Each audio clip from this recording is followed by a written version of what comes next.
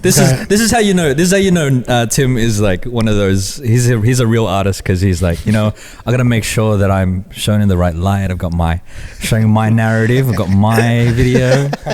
I don't trust the editors, aka the Cheatcoders. I get that from you though. Oh man, we go way back. Too far, bro. But We're just talking about it. Yeah, we can chop it up on the podcast for sure. How much time do we have? How much time you got, bro? Damn. How much time do we have on this card, I'm sure we all have lives. But I'm happy. As long as we don't talk over 14 hours, then we're good, man. I'd run out of shit. I've got work in 12, man. Oh man, I don't know how to start this episode. Let's just start the show. Let's start the show.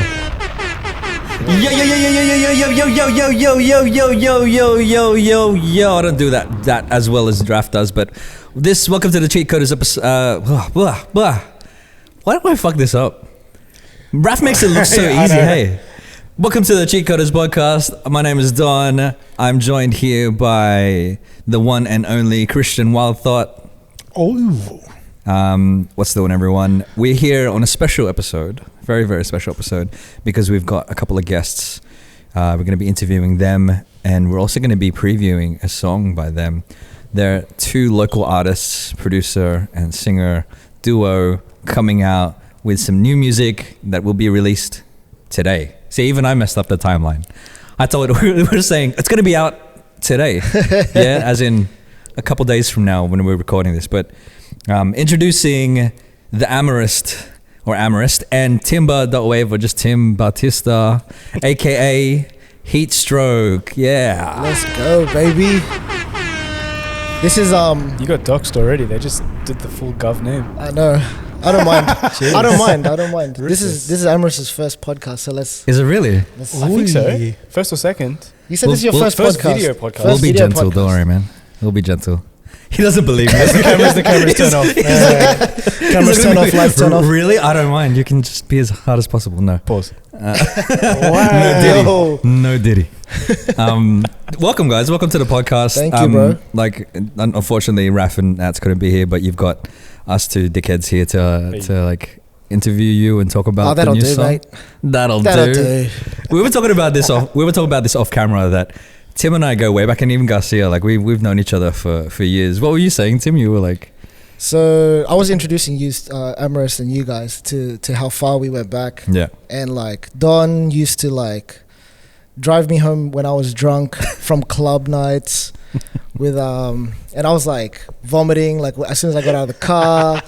Don was one of the first people that I ever saw like performing live. He would take me to live performances during this Asian YouTube era. Like this was like 13 years ago. I think I was like 17 or 18. Wow, and man. This was the time of the Passions, the AJ Raphaels, the Jesse Barreras, the Gay Bondocs, Rin on the Rocks, hey, wow, JRA, like the list goes on. Yeah. Like that was that time. And yeah, that's how far we go back. And like even with Raf shot my first music video with Eski at Rudy Hill. Hey, shout outs. And I don't know if your listeners know that if Raf was a rapper at one point. Do they know? They know that? We've been trying to get him to like, I mean, it's funny, like a couple years ago, we dropped a mixtape of just us freestyling over some beats. It's not a serious mixtape, just to put it out there. It's not a serious one, but it's on Spotify if you want to watch it. If you want to listen to it. Yeah, it's on Spotify. Oh, link it to us after. The Cheatcoders freestyle mixtape. It's just us doing stupid shit and freestyling on a thing. I feel like we're doing that right now as adults 100%. As well. So and like, yeah, I think when I look back at those times, and it makes me proud to know you guys growing up and like seeing how far like you guys have come. And I was just telling the crew, like when me and Raf used to do it in his little bloody home studio to now here, it's just proud to know you guys, man. Thank you for having us. Oh, fuck this guy, dude. I'm getting deep, bro. This is not gonna be. Yeah, no diddy. But like you my face is red. You said that you're proud of us, man. Like watching you grow as an artist and grow as a performer, it is amazing to see. And not to leave you out of it, Amorist, like you, Do we call you Amorist or do we call you Mike? Just go with Michael. Yeah, there you go, Michael. Yeah. It's government name. His government name. Doxed already. He doxed himself. There's somebody called Amorist that on Amorist. If you search Amorist on Instagram, somebody else comes up like Dinesh something, and I was like, "Is this you, bro?" And I was like, "Nah, not me." Dinesh. But but yeah, man. Like Michael and I kind of were aware of each other because we both did remixes on an artist's song, Chrissy May Valentine. Yeah. What song was it? Solo. There we go. Yeah, and so she released that. What do we call it? Mixtape EP of those remixes, and Amorist was on those. I know you as Amorist now. I keep calling you Amorist. Let's roll with it. Michael Amorist. But welcome to the show, man. We're happy to have you guys. We can probably reminisce and go down memory lane some more later. But let's talk about this group. Let's talk about Heatstroke, and what is Heatstroke and why have you guys chosen to kind of team up? Obviously, you're amazing musicians separately, but you've decided to combine your powers on this project. Talk to us a little bit about this project. Do you want me to start or you start? You can start. All right. So, I stopped making music for about a year, and that was due to me having to perform more live again. Yeah. I was really focused on writing and producing, but then there was a year where I was just performing all around Sydney, around bars and clubs and pubs. And then it was at this one event where our good friend Kathy Nguyen, you guys know her, New Gen Artistry, she held an event at Rock Lily, and then I was performing live, and after my set, this guy comes up to me with the most serious face, and he's like, "Hey man, I got a song for you. Talk to me after." And I was like, "All right, cool." And he literally just walked away from me, and I was like, "All right, sweet, we'll talk." I was like, "All right, we'll talk." And then I don't know How do I get a hold of this guy? Yeah, I don't know. It's so mysterious, right? And it was so serious. And, just out of the shadows, comes out this guy. But and we then, knew each other before that. Of course we did, but it was just it was so mysterious as well. I don't know if we had much dialogue as well. Did we? I don't remember. Yes, I don't think we had much dialogue, and that's one of my earliest memories of you. And then he just came up to me after a set, and then he's like, "Talk to me after." I don't know what compelled me to talk to him after, or hit him up, or follow through with that. It was the treat him mean, keep him keen stuff. He's just like, "Talk to me after," and then walks away. Yeah, true. Nothing else. He's like, "What? How do I get in contact with you? Who is this mystery person? Do I really want to work with them? Maybe I do." Bro, seriously. And it worked. Yeah, and then I hit him up, and then you could take over from this point.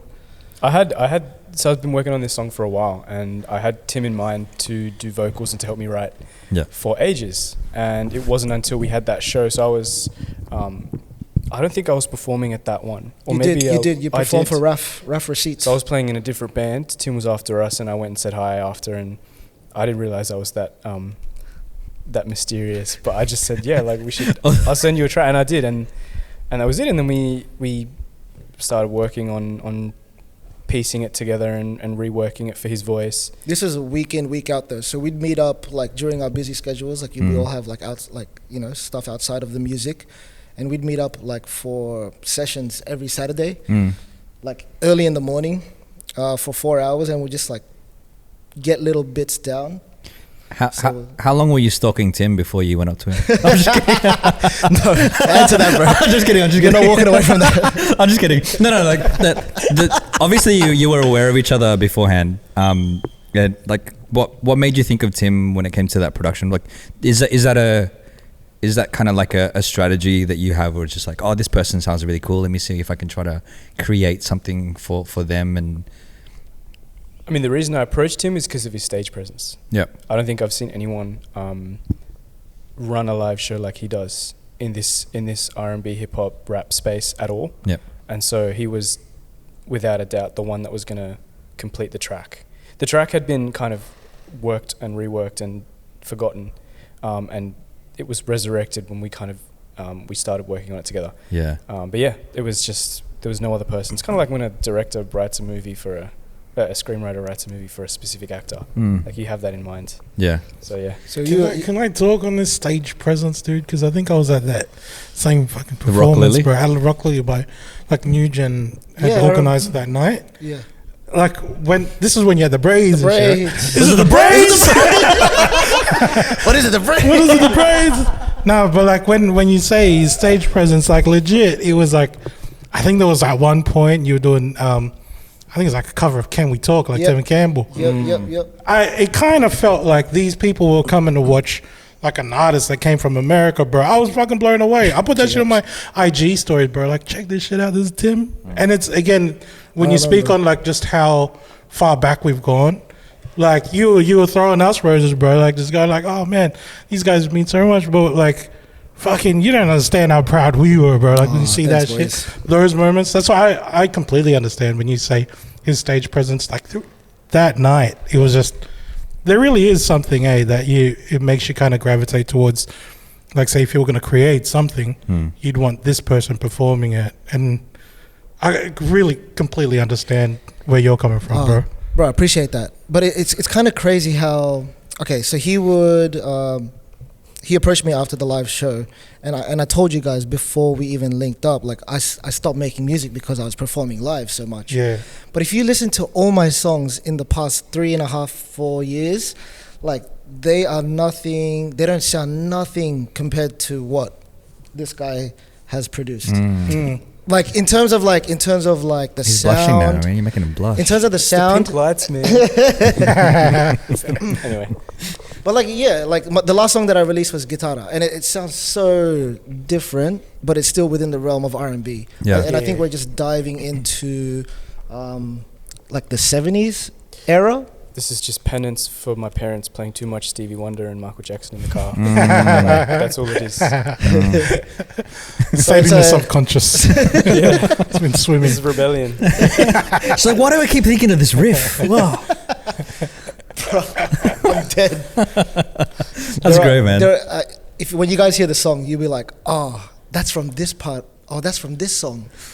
That's from this artist. We do, yeah. So you will hear a lot of attributes to to those artists from the 70s Yeah. and the 80s era. Yeah. I want to touch on some of that stuff later because you guys have put out some social media content that I want to talk about. But let's talk about the group name, Heatstroke. Yeah. What was the inception of the Heatstroke? How did that start? Who came up with the name? Was it just because like one of you guys got heatstroke while you were performing one time, or? It was a hot day. It was hot. Yeah, It was a hot December. summer's day. In a studio, about to pass out, just like, oh man, I got heatstroke. That's a mad name for a band. I think I was lying on the floor, and you were this guy was like writing names on a whiteboard, Yeah. and we were just thinking of names, and you could just imagine me on my phone, just like, fuck, I don't know, trying to think of names and shit. And then this guy's just like writing down words. We're even looking at colors. It's a Calvin Harris song. Oh, it's a Calvin Harris song. Really? Yeah. Is that where we got it from? Nothing to do with temperature. I never got it from that though, right? Is that what you're It did linking well it to? subconsciously. I think that's where it came from. So did you come up with it, or did I come up I with don't it? remember. But I swear I come up probably, with it. but it is. But it never came from a Calvin Harris song. My idea for Heatstroke came from your guitar, and it had like this red the color of the guitar. had a red like not mahogany, like this blood red kind of pearlescent, like color. tortoiseshell pattern. and it was a Yeah, hot yeah. day. So those are my links Yeah. to Heatstroke. And he was like, For him, he was like, yeah, Calvin Harris. We ripped it. what were the other names that we had? Yeah, what didn't make the cut? Oh yeah, what? I don't know. Oh wait, hold up. Let me. Oh fuck, I'm recording. Do you have it? It's on your phone. Tim's recording. He's still recording. There's three cameras set You up. probably have them all written down. At one stage, we were texting names back and forth, and just disagreeing with each other. Yeah, I don't know. I probably couldn't find it, but yeah. Winter mist. But it's funny how much. Summer lust. It sound like names for like Ambipur cans, bro. You know the sprays in the toilet. Cold snap. Nah, that's not a good one. At one point, we were even looking at colors. Yeah. Like, yeah, I don't know. It was just Colours becoming like like old car models, like from Yeah. the set, like Chevrolets and Cadillacs, just Oh. Impalas and Chicago. I guess There- because we wanted to give the sound a name that would identify Yeah. with the feel and Right. what we're trying to give out. You know what I Yeah. mean? And in my head, I think of like, I don't know. I've always thought as this song as luxurious and opulent. You know what I mean? And You want to yeah, give everybody Heatstroke. That's Is what it a summer Yeah. vibe kind of song, or it's an all round type just of like vibe, any type man. of season? Yeah, it's Yeah. it's not seasonal, but you know. No. What do you reckon? Yeah, kind of like Sunset Drive.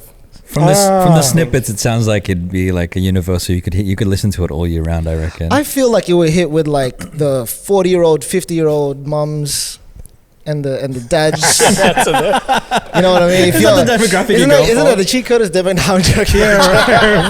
We're getting I'm there, joking. right? Oh, you want to go there? You want to go there, Tim? Hey?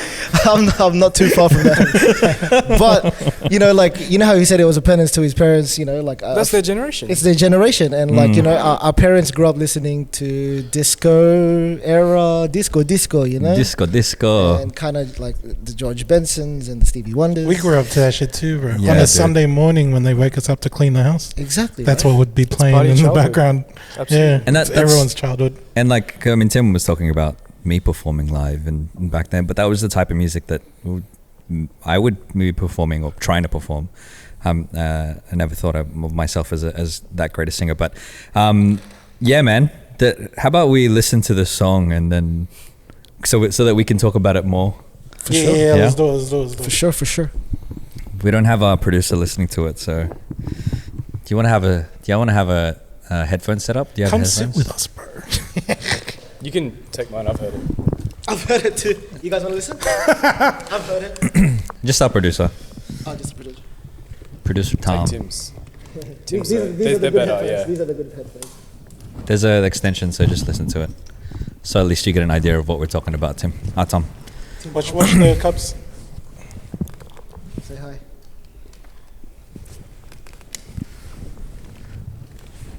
All right, let's hi, do this. boys. I'm gonna press play on this. All right, let's do this. Here we go.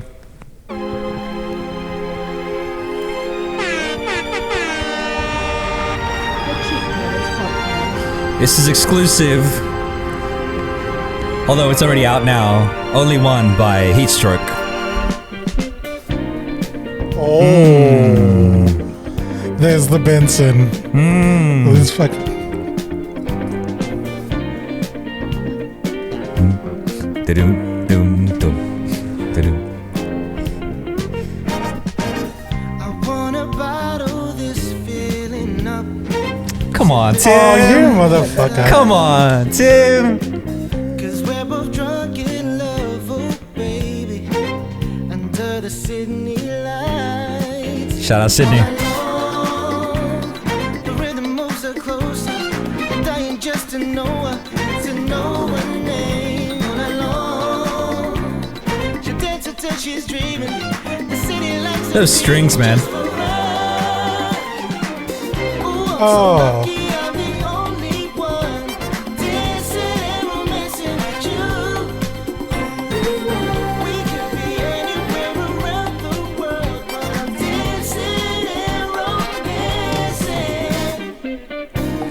Come on.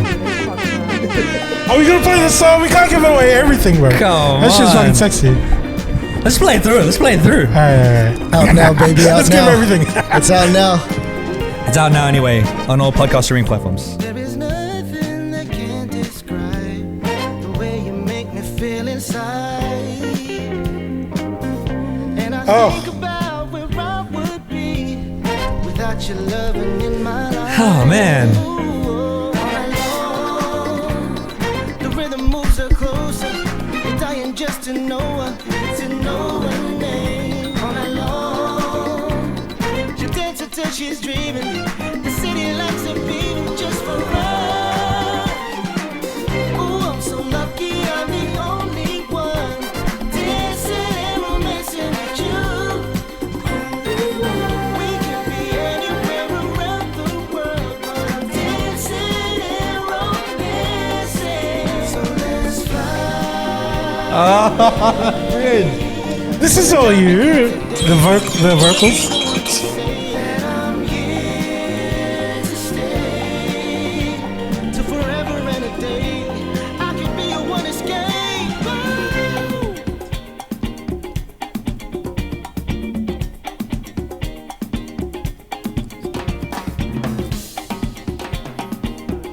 There's even like a instrumental break in this. That's the way you see like the bongo drummer like.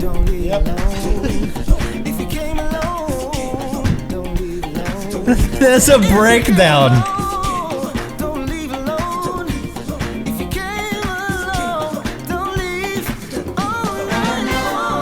Oh my goodness. You can't. Oh, sorry. Sorry.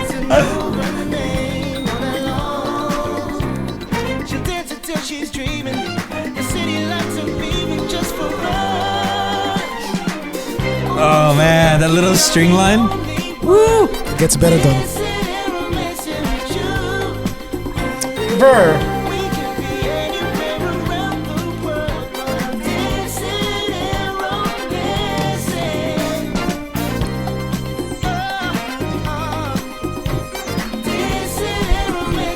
Bro, there's a touch of Jamiroquai there, right? Yeah.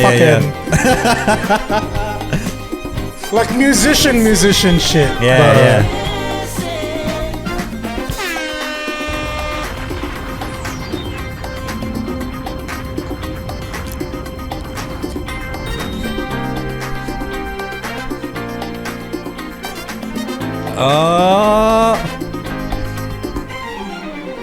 Oh my goodness. And that was only Fucking one hell, by Heatstroke. Out now. It really is different to what you've put out the Yeah. last few years, eh? Hey man, I can't take all the credit, bro. There's all him, bro. You got dapped up by the producers like brothers, bro. Yeah, I That's got the pass. You got the pass, bro. Oh, you got the pass, You man. got the pass. sick. You didn't even dap up the producer. You just did the Producer to producer, bro. Yeah. It should be P2P right now, man. That was sick, man. Like, oh man, it's such a feel good song, and like Garcia was saying, there's so much musicianship in that, in the song and in the production and in the singing, and man, let's chop it up. Let's talk about the song. Like, obviously, you said it started with a track. That you were thinking of Tim singing on that, but how did that song start? Like, what was were you like, oh, I've got this drum line in my head, or I've got this kind of like string section? What was the first thing that came to your head when you were thinking of creating that song?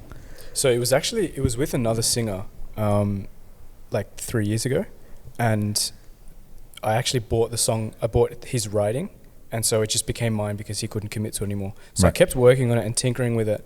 And it was, it kind of went backwards in time. It started quite 80s and then it kept coming back. And I really wanted to work a lot of the live musicianship into it. And at that point, when I was thinking I should probably get a horn section and a string section, that I bumped into Tim again and it all just kind of crystallized. And yeah, we made some adjustments to make room for him. And that's the final version, but it's been through some agony, that track. Yeah, wow. Yeah. A few other artists have touched it as well, right? So there's Jess Jade is on backing vocals. Hey, shout outs. And Talia as well. Yeah. And yeah. I was talking about your previous version, but Jess Jade Oh, was one yeah. of the previous versions that he showed me. She Oh, was, really? Yeah, she was quite early on. It sounded she so was on different. the bridge. Yeah. Yeah. Shout outs to all that. This is, man, like 3 years. Think about that. 3 years in the making, and like, bro, I would have given up after like a couple months. Of like, yeah. I did several times. I think like some of the like music production that we used to do ages ago was just like, cool, let's just take a instrumental and then sing over it, Yep. and then release it the next day. Like Yep. that's how we do it. Yep. Just quantity over quality. Yeah, right? exactly. But this is great, and I think I can hear why you were gravitated towards Tim for the live side of things, because dude, this song is 100% something that you'd play live and you'd want people to perform live to. It's meant to be performed, for sure. Meant to be 100%. Yeah. With a big ensemble. Yeah. That's what I'm picturing, bro. The course. horns, the guy with the bongos like doing the the percussion. fucking, the guitar. yeah. Like, it's gotta look like Benson's guitar too. Like Luke Cook's. Yeah. But, Sitting right on the gut as well. Like. Yeah. but like you said, like you really do picture him singing, and I think it's perfect because it's kind of like, I don't know, like not to throw like the whole Rose thing in, but like Tim's kind of got this voice where he matches his confidence, right? Mm. Because you see a lot of artists around Sydney. I don't know what it is with artists outside of America where like they've got the voice, but the confidence not necessarily there. So when they do perform outside of the studio, it's like the presence isn't there. Do you know what I mean? But his one kind, bro. matches. You're too kind. Do you know what I mean? So like it's perfect for this. Like your voice is perfect for the song, and then the production is perfect for his voice. It just melts so well. Like all of that was sitting in your head the whole time, or you were tweaking it along the way as well? Yeah, kind of. I was mucking around with swapping out guitar parts and bass parts, and I ended up just pulling back, and we got Max and Aaron to come in and track, who are bandmates and mates of Tim's anyway. So it was Timba and the Peeps. Yeah, Max. absolutely. You know Max. Yeah, Max. bro. Everybody Jesus knows Christ. Max, man. He's the OG guitarist, man. It's a fucking clear reunion. Yep. Gussie just had a flashback, bro. Yeah, I know. He just like, It was all at my sister's birthday party. Everyone was there. seriously. Yeah. Can I say one thing that impresses me about this guy? Can I say it? What are you Like gonna say? about like your He's ability to blushing play. already anyway. It's His fine. ability I'm to scared. play instruments, but like not know what he's playing. What do you mean? Like, I don't- I'm like this. I sometimes I'll be like, oh, can you play like a C sharp minor? He'll be like, I don't know what that is. But then like he'll fucking make something like He'll play like, it anyway. He I don't says know- that he doesn't know it. Here's a question. Do you know, like, did you learn, were you classically trained in music, or how did you first start learning about music? I was classically trained in piano, but it was not the conventional like AMEB or Trinity where you learn like scales and notes and sight reading. It was Right. like this hippie kind of, you learn by ear. The whole thing is you listen to the CD and you match what you see with what you hear. Right. So I never really, like when someone asked me to play a particular chord or whatever, I have no idea. But if I hear it, I can play it. That's what impresses me the most. And I'm just Right. like, you don't know what you're playing, but you can hear what you want. Yeah. And Yeah. it'll just put it out there. It's just a different way of learning, My man. dad's And it's, bandmates are like that. yeah. Was it a nun that was teaching you from Doonside? She was. I know this lady like this. I think I know the school, bro. that was my teacher. That was my piano my sister teacher. went to this What, music school. She bro. like I remember every lesson. It was like this. She would grab my fingers and then she would like hit it and then she'd onto slap you with a ruler if you and then fucked this- up, right? every time. Like for about 10-15 minutes, she was like mangling my hands onto the piano. I'm like, I hate this. So that's a Healing, common bro. way of learning. That was one way of learning. One way. Tough love. I would have loved to learn his way. I didn't get any of that, but that's why I have Thank to, God. I have no, but it's a blessing and a curse because then when I picked up guitar and bass, I never liked doing it the right way. Right. So I have serious shoulder pain because my guitar technique is terrible. So it's you feel it, but then you feel it. So Gotcha. Yeah. Yeah. I guess I mean- it makes things tougher when you've got to try and express what is in your brain to Yeah. someone else that hadn't trained like you did. You know what I mean? well, I don't produce in front of other people. You I actually never- don't. I never ever sat down with Tim and worked on the track in What front a of him. mysterious guy. Right. Wow, that's what we were going to ask as well. Like the inception of the track. Look, obviously, you see videos of Timbaland, like Pharrell, and they're going through like beats, and maybe they're doing something on the fly. That's not your style of production, is it? Not in front of other people. Yeah. Well, But- we did do some writing sessions together. And another funny, interesting moment was when I was like, he wrote a part of the song. And then I was like, how do you want it to sound? And then he's like, I'm not going to sing it to you. But guess what he does? He whistles it. He whistles the fucking melody to me. And I'm like, okay, got it. And then we just tracked it. Yeah. But that was interesting to me. Like, I've never been whistled to. Like in that Cool, way. man. Yeah, bro, like he just whistled the melody. And I'm like, I was expecting him to sing it. But whistling is just like fucking next level. Why am I picturing him whistling like this? Bro, close to literally, your bro, ears? like that close, Bro, bro. my ears are wet, man. Give me a feet. Like 1 foot, 2 foot. I want it to sound like this. Bro, literally, I swear to God, bro. I think we're as close as you guys. And he goes, right and now. he goes, oh, don't whistle too loud in my ear. Oh. I'm wet right That was an interesting moment. But that's how one of the melodies came about. Yeah. Bro. I think it just goes to show that like music is almost like a universal language, and you guys managed to communicate complex musical ideas, but in different ways, and then you produce this amazing piece of music, man. Like, and even though you communicate in music different ways, you guys still manage to do it. Yeah, man. Was there any difficulty in working together and the different styles of working? You can start, bro. Tim's like, I'm ready. Not really. I think the only thing that was a big change that we had to make for Tim is that the demo was out of his range, so we had to bring it down Right. a little bit. And It's that, like a semitone. yeah, but that I didn't think that would change the song a lot, but it changed it a lot. Yeah. Change then- like the tone of it. It felt different, and I had to What key is the song in? C sharp minor. Right. So it was originally in C minor. Like a one And tone Drake's song was in Yeah. A minor. A minor. Bro, you guys- C sharp minor is one up. Ah. one, So yeah, this one is- up. this He is- does know music theory. Yeah, see, I'm just Well, testing him. I I'm just- exposing him. Yeah, yeah. Anyway, He knows it. It C changed. minor. it changed. C sharp minor. Yeah. Just by one semitone. Yeah, because Yeah. because he was reaching, like when it's too hard, you kind of have to shout, you know, Yeah. and that wasn't comfortable, right? Yeah. You know when you sing to high done and it just like sounds nasally and Yeah. you don't sound like, you know. Yeah. Yeah, it doesn't sound like I don't know, pleasing. Is to that when ear. the sound starts coming through your nose rather than your mouth? I Is think that a so. thing or? I think some sort of vibration comes up from your nose, right? Yeah. Yeah. I don't know that much technicality when it comes to singing. I think when you're singing falsetto, which is the higher register, you are using a little bit more of your nose because you're trying to get more breath out as possible.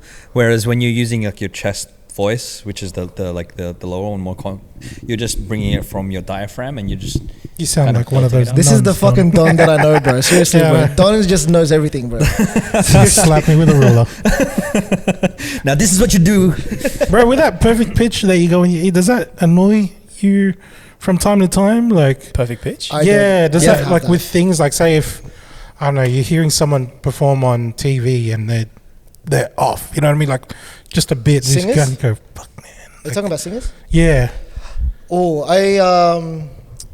I'm very easy on singers. Yeah. Yeah. Like I don't judge them too much if they're sharp or if they're flat. Mm. Yeah, because I know what it's like to be, Yeah. you know, performing Wait, live. can and you hear it? Of course, I can hear Yeah. it. Yeah, but I'm always easy. I always like I always turn my eye to But it. some you know people what I can't mean? hear it. Some people can't. I Some people can't are hear turn it. deaf. Yeah. I'll be like, fuck, this is amazing. For context, Next minute, like, my what? sister fucking gets irritated by that shit. Yeah. I'm You would, eh? Yeah, Like, yeah. I don't have perfect pitch. I can't tell. There were parts of the song that he was like, "You need to change me. I'm off key in this bit." I'm like, I can't hear anything. Oh, Sounds really? great to me. Actually, yes, there were a lot of notes that I sang that were sharp or flat, and then I would tell him to adjust it, and then he said he would, but then I'm like, it's still there. And I can't hear He it. couldn't hear it. Yeah, he couldn't hear it. Or Wow. it just sounds fine because a lot of those old records are like There's a no level of auto-tune there, yeah, so there's a bit of I don't know. imperfections Yeah. and stuff. Yeah, and I guess that goes back to like the previous songs that I've released, and they were all on auto tune. Right. And to come to this song, and there's no like, tune on no this. tuning at all, and it's just like my natural organic voice. Yeah, Did you guys record it as one ensemble, or did you like do it? Like, did you track it in?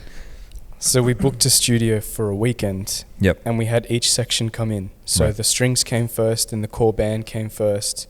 second. The next, second, and then the next day the keys, and then the horn section. Yeah. Which was stupid. We could have got like several sections done together. Yeah. Because it was a big studio, but I just wasn't. It was my first time using a real studio and using proper vintage gear, and yeah, you learn. Do you reckon it would have been sounding different if you got them together in one go? I think so. Yeah. Especially with like for everybody to hear the drums, because you can't record to a click. Oh, yeah. Because if Mm. everyone's on the click, the drum is never on the click. They're always slightly off, Yep. and they need to be listening to the drum, not the click. Yep. Like a metronome. Yeah. Mm. Yeah. Yeah. But no, it's yeah, it was cool. It was like I wanted this to be as authentic as possible. This is the closest I could get to. The 70s recordings. Yeah. Yeah. Bro, you guys came, man. I feel bamboozled right now. When you guys were like, "Oh, we're gonna come here. We made a song and stuff," I legit thought like you were working on your laptop and here's one from fucking Fruity Loops and Tim sang over it. You know what I mean? Like when the fucking guitar came out, I was like, "Hang on, this isn't on a fucking keyboardy kind of thing on your computer, bro, is like actual instruments and stuff. And when you were bigging up with the musicianship, I was kind of half there, like, oh no, man, maybe you just did it on the laptop. But like hearing this, dude, after hearing the song, is like, God, like it's a lot, bro. It is a lot. No shade to anybody that uses Fruity Loops, man. It's No, absolutely it's shade to perfectly. Fruity Loops is just Minecraft for producers. Please let it be known. Which camera do I look at? Is Fruity Loops still a thing? Look straight down, So this one? straight down the barrel. we- that can we one. clip If you use this? Fruity Loops, you cancel. Huh? Can we clip this? Absolutely. Yeah, you go. Straight into, Say, is say, it say. that one? Holy shit. If you use Fruity Loops, you need Jesus. you need to rethink your life, and you need to get logic, and you need to just make some better decisions. That's all I'm gonna say. That is not a real door. Yes. So I was gonna say that's the door that you use. You use Logic. Yeah. Oh man, that's great. I'm glad you guys like it though. Oh Yeah, man. I mean, But you knew that we were going to like it because of the way it sounds, eh?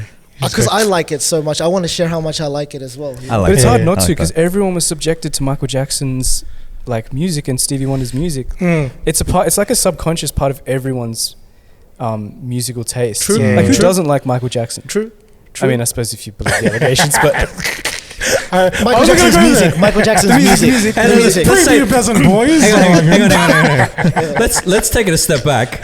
Quincy Jones's music was amazing. so So Quincy Facts. Jones hasn't been cancelled. So let's say Quincy Jones's music. Facts. But that's like even he was on the Weekend album. He was all over it with some of the stuff there, and Yeah. it's funny. Like it comes and goes. This kind of 70s trend, and I love how Garcia was just calling out the references that we already knew. because it's like, obvious. I feel like it's so, obvious. Yeah, it's so obvious. Yeah, and it just goes back to your point. Yeah, I think and I might be wrong on this. I might need a fact check, but Quincy Jones got a lot of inspiration from doing cinematic soundtracks. Yep. And so you'd hear a lot of like the trumpets, and you'd hear the horns and the strings and stuff, and that's why that came through a lot on his music. And dude, like if that's you paying homage to that music, it's definitely coming through in this track. It's all. Thank you. It's all Quincy, because Quincy produced Off the Wall. Yep. And then he went and produced Gimme the Night, the George Benson album, with a lot of the same musicians. So the crossover is It's organic. there. Yeah. He also produced Rashida, which is fucking sexy. She was my crush at one point. I don't even know who that is, bro. Thanks, Rashida Quincy. Jones, For the Rashida actress. Jones, his daughter. I gotta pull His this up. daughter. She's in Parks and Rec. How do you not know? Yeah. She was in I Love You, man. Let me double check. She Oh, cute. yeah. She when cute, you bro. when you see a photo, you'll think. Yeah, she like 80s, 90s cute. Like, Yeah. yeah. Our producer will bring it up. Wholesome cute. Wholesome cute. Yeah, Yeah. yeah. I think it's on that TV screen. Oh, there we go. They'll bring it up. They're doing research. They're gonna fact check me, but you know, he did do. Oh, So that's no. Quincy. That's her daddy. That's her daddy. Quincy for sure. That's the dad. The one that produced her.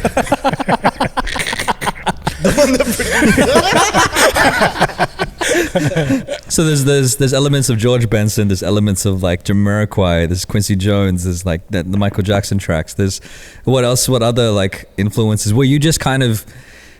You said that you were inspired by the music that your parents would play to you. When you were diving back into this track and reworking riffs and reworking guitars and all that stuff, were you listening to music and being like, okay, that's what they did on this track and that's what they did on this track?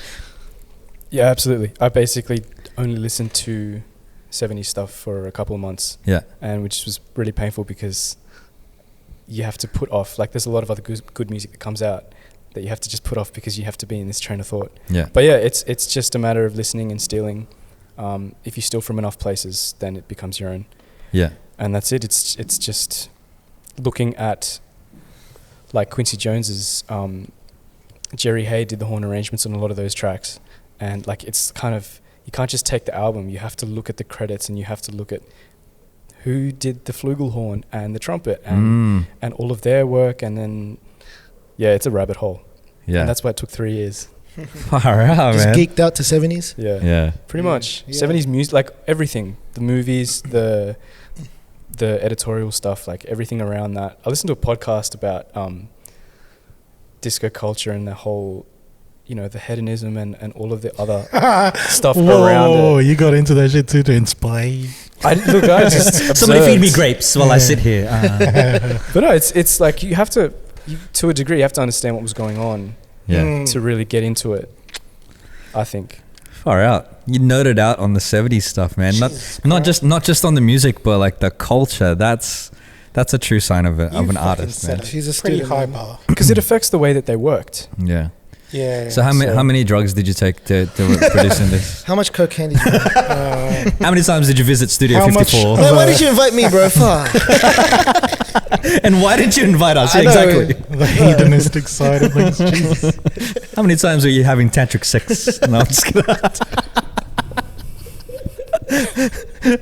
I don't think condoms were around. This is the first time he's met us. But Tim's like, yeah, this is standard. This is standard. This is business as usual. Oh man. No, I like the fact that you've not just there's the sitting on the surface level of listening to the music and just being like, okay, cool, let me see if I can make a line. Because you know what like happens that. when you do that? When you sit on the surface and you just take the shit parts of 70s music? Go on. Silk Sonic.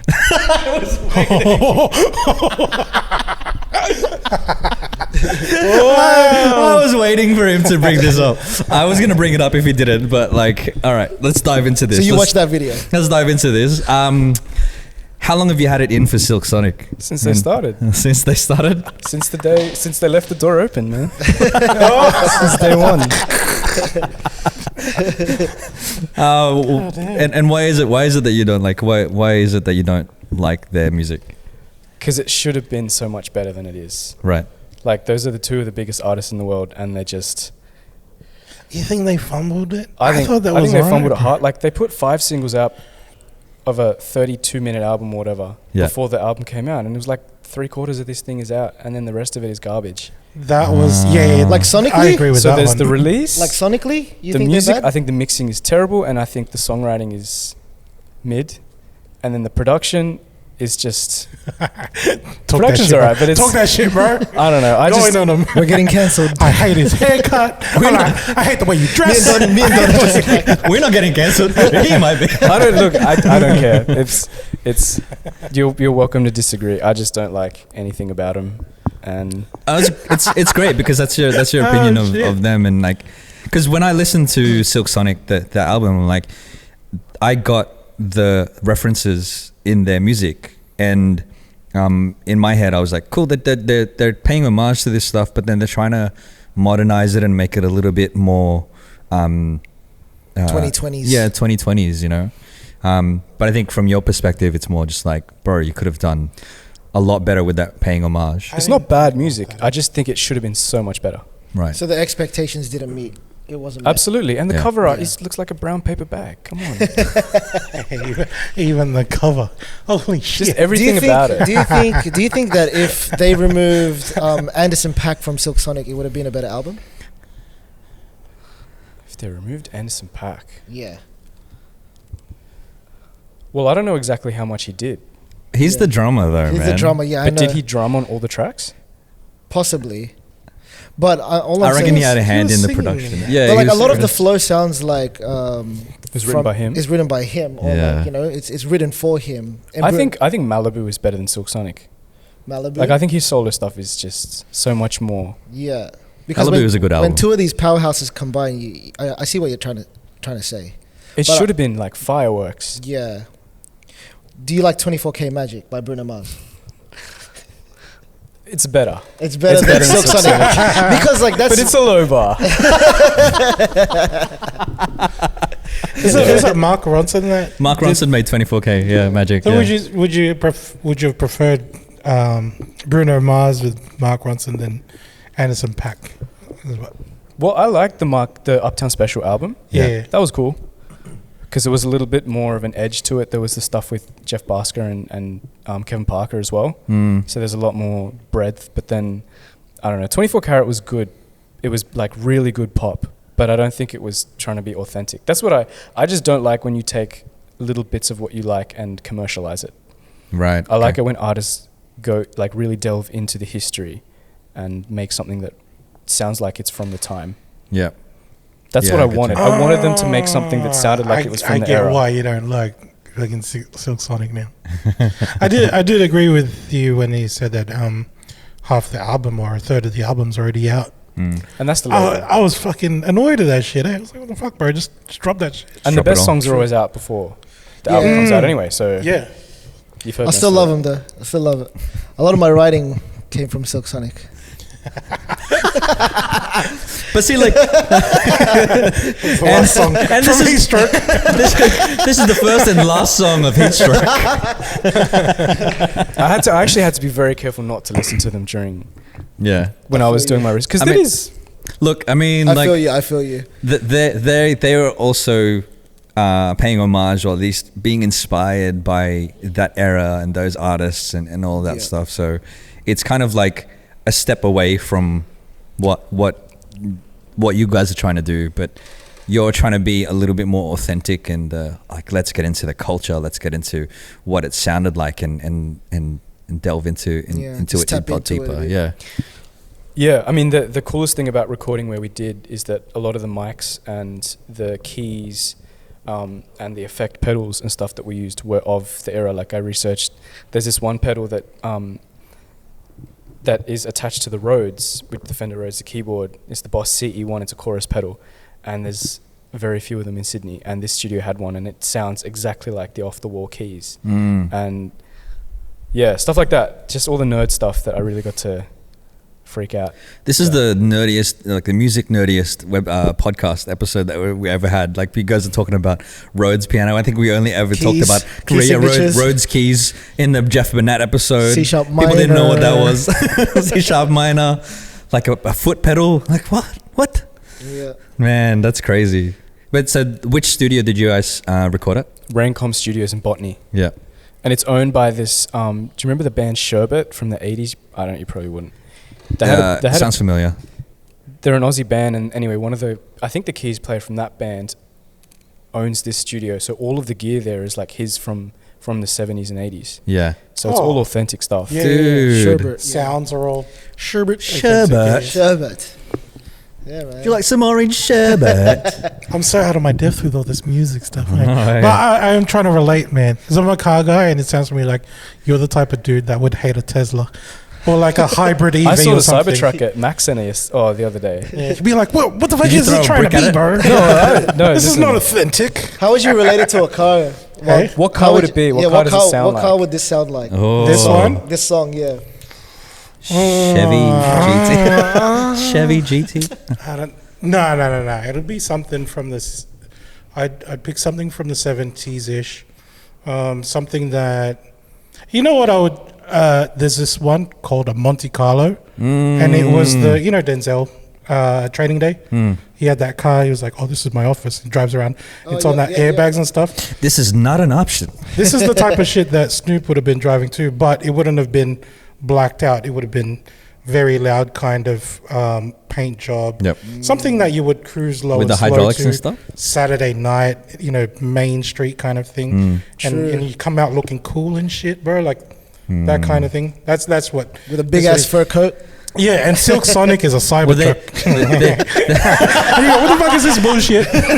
well, there you guys go. There's the treatment. There's the treatment for the music video clip. There you go. If we Hey, can man. find one. If anyone's got one. A Chevy Monte Carlo, 1979. It's Don't you have, Very don't you have sexy, one in bro. your garage? No?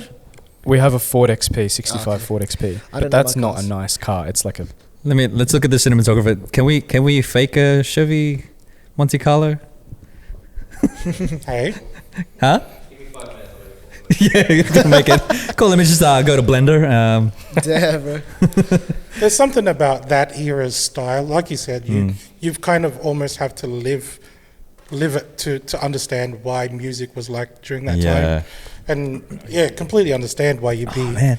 like feeling the way you do with Silk Sonic and stuff. Because Yeah. like again, just trying to relate it with the whole car world and stuff. There's a lot of people they're doing what's called like a resto mod, where you're trying to restore old vehicles by putting new technology, and it just doesn't have the same soul, bro. Like the heart is gone. You know what I mean? I think it also Fucking electric. What? It's Similar- supposed to Silk Sonic. sound like an old car. Yeah, similar to how like when with electric cars, some electric cars they'll have the sound of an engine, like Yeah. faked you in can there, just turn it off. so that it sounds like an actual petrol car, but it's not. And yeah, I see what you're saying. It's like, It you want to seems, feel the. When you say unauthentic, that's what I'm picturing. Yeah. Yeah. You know what I mean? Like trying to make it look like an old digital dash with a screen. You know, like it looks like an old digital. Yeah, it analog looks like dash, the wood but grain, but it's not. It's a fucking iPad that I'm looking at. You Yeah. know? So yeah, it's the authenticity is outshining the what could have been really good. Yeah. You know, with the whole Silk Sonic thing. I get you, bro. I get you. See, I'm in there. I'm keeping up. Yeah, He can hang. I'm I still know yet to show C-sharp my minors. parents the song, so I want to see their reaction. Yeah. Yeah, I think man. they'd like it, bro. Yeah, I hope so. Well, they like anything I do. I'll tell you what though, like I think it's one of those songs that, and this isn't throwing shade at it. It's one of those songs that is inoffensive. You know how a lot of music is like I was driving my parents one time and then not like us came on, and I could just feel them go, ugh, what is this? Yeah. But I was like, yeah, Must have they're been not on like the us. They're not. But then I know if this song comes on, they'll be like, oh, was this that new Michael Jackson song? True. I actually Like- feel proud to show this to my parents. You know what I mean? Like all my other songs are about like, you know. Yeah. Yeah. You guys, What was Guitarra about, bro? What was it really about? It wasn't really about a guitar, was it? Do you guys have plans on having this performed live with like full? Yeah, Everybody full ensemble. we have a vision. Yeah. We have Lily. we want to make more music. Mm. Eventually an album or an EP of some sort, and perform it all around wherever we can, bro. Or whoever likes it, man, we'll perform it wherever. Mm. If it's overseas, I'm manifesting it now. If it's Philippines, Hell yeah. man, It feels like it would be a sin not to perform this shit live, bro. Yeah. 100%, bro. If we Like could- to its fullest, you know, everybody's like in attendance, you know what I mean? The horns and like everybody's there, you know? Yeah, bro. Oh, I'd love Oh. to take this to the Philippines. Bro, you guys at the tiny desk Oh, with a full ensemble shit. behind the tiny desk. That would be That mad. would be sick. We can do it. Who's We can going find to a do way that? pay Cheatcoders? everybody. We'll set up a tiny Just desk set up right a tiny here. desk right here, bro. You guys- it's a We could tiny pull that desk off. right here. It's a tiny desk. It's a bench, actually. Yeah, man. So that's the vision, man. Performing it all around Sydney, you know. Take it around the world. Well, I mean, that's the vision. Hell yeah. He's got to stay on plan. And hopefully the people receive it well. Oh And, yeah. and then we keep making good music. Just tap into that middle-aged market, man.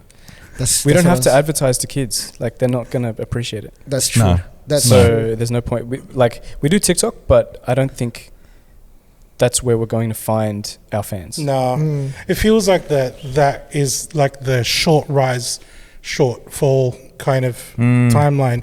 This is kind of something like that people will be playing and loving over a long period of time. You know what I Yeah. mean? Like it's not Damn. like you listen to this and you don't think about, oh, I remember when that came out in 2024. It's Yeah. just a constant, oh, it's been on my playlist throughout. You know what I mean? Yeah, music nowadays, when they market it, it's like you hear 15 seconds of the track and you hear the same 15 seconds of that track over and over again. That when you hear the full song, you're like, oh, that's what the full song listens like. But this is one of those songs where you want to listen to it from the start to the finish. It's Thanks, not bro. it's not one that's like, I'm so fucking It is a long surprised. song, though. yeah, That's it's all 4.5 right to minutes, fucking- man. That's the long. There's a shorter version that'll be for radio. Mm-hmm. Right. That's the 4.5 minute version. Can we tell Yeah. them about the? There was a 7-minute version. 7 inch? It's just Can we talk about the?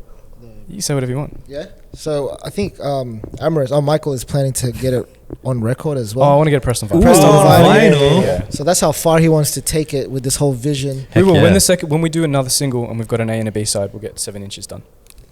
We I were actually met someone that can do it. yes, I remember you telling me. Yeah. I think we were even going to take it as far as like costumes at one point, like Yeah. wearing. We still are. Really? You're I getting think flares on and you're taking your shirt off. I'm definitely doing that for sure. But like I think it was at that's one why, point yeah. That's we why I got him offered him in. catering, and he's like, no, I don't want to eat anything. calorie counting. I'll have water, thanks. Is that why? Yeah, for real. Gotta take my shirt I off and didn't some know. bell I bottoms. didn't know about the shirt off, but yeah, you know, in case of emergency. Always gotta be prepared. But yeah, I think we were like discussing even like this whole like the outfits and everything. I was like, yeah, It's got to be a concept show. Concept. It's not the kind of thing we can do, for instance, here, Like it has to. You really have to. So before this, I did a project with a singer called Mason Dane, and that was all 80s. And we made it. We did a show that was like a prom, and we had decorations and balloons, and everybody dressed formal. And that's what we're gonna have to do for this. Like you can't do this at some dingy club that doesn't look like it's from back then. Right. So we want to give the experience as well. Yeah. Like an immersive experience as well as a 4D, sonic. bro. Oh, that'd be mad. Yeah. That'd be so cool having a love it 70s already. Yeah, experience. it has to be. It has to be. Yeah, The man. hedonism. Bring all the 40s and the 50s. Let's get the whiz fizz out.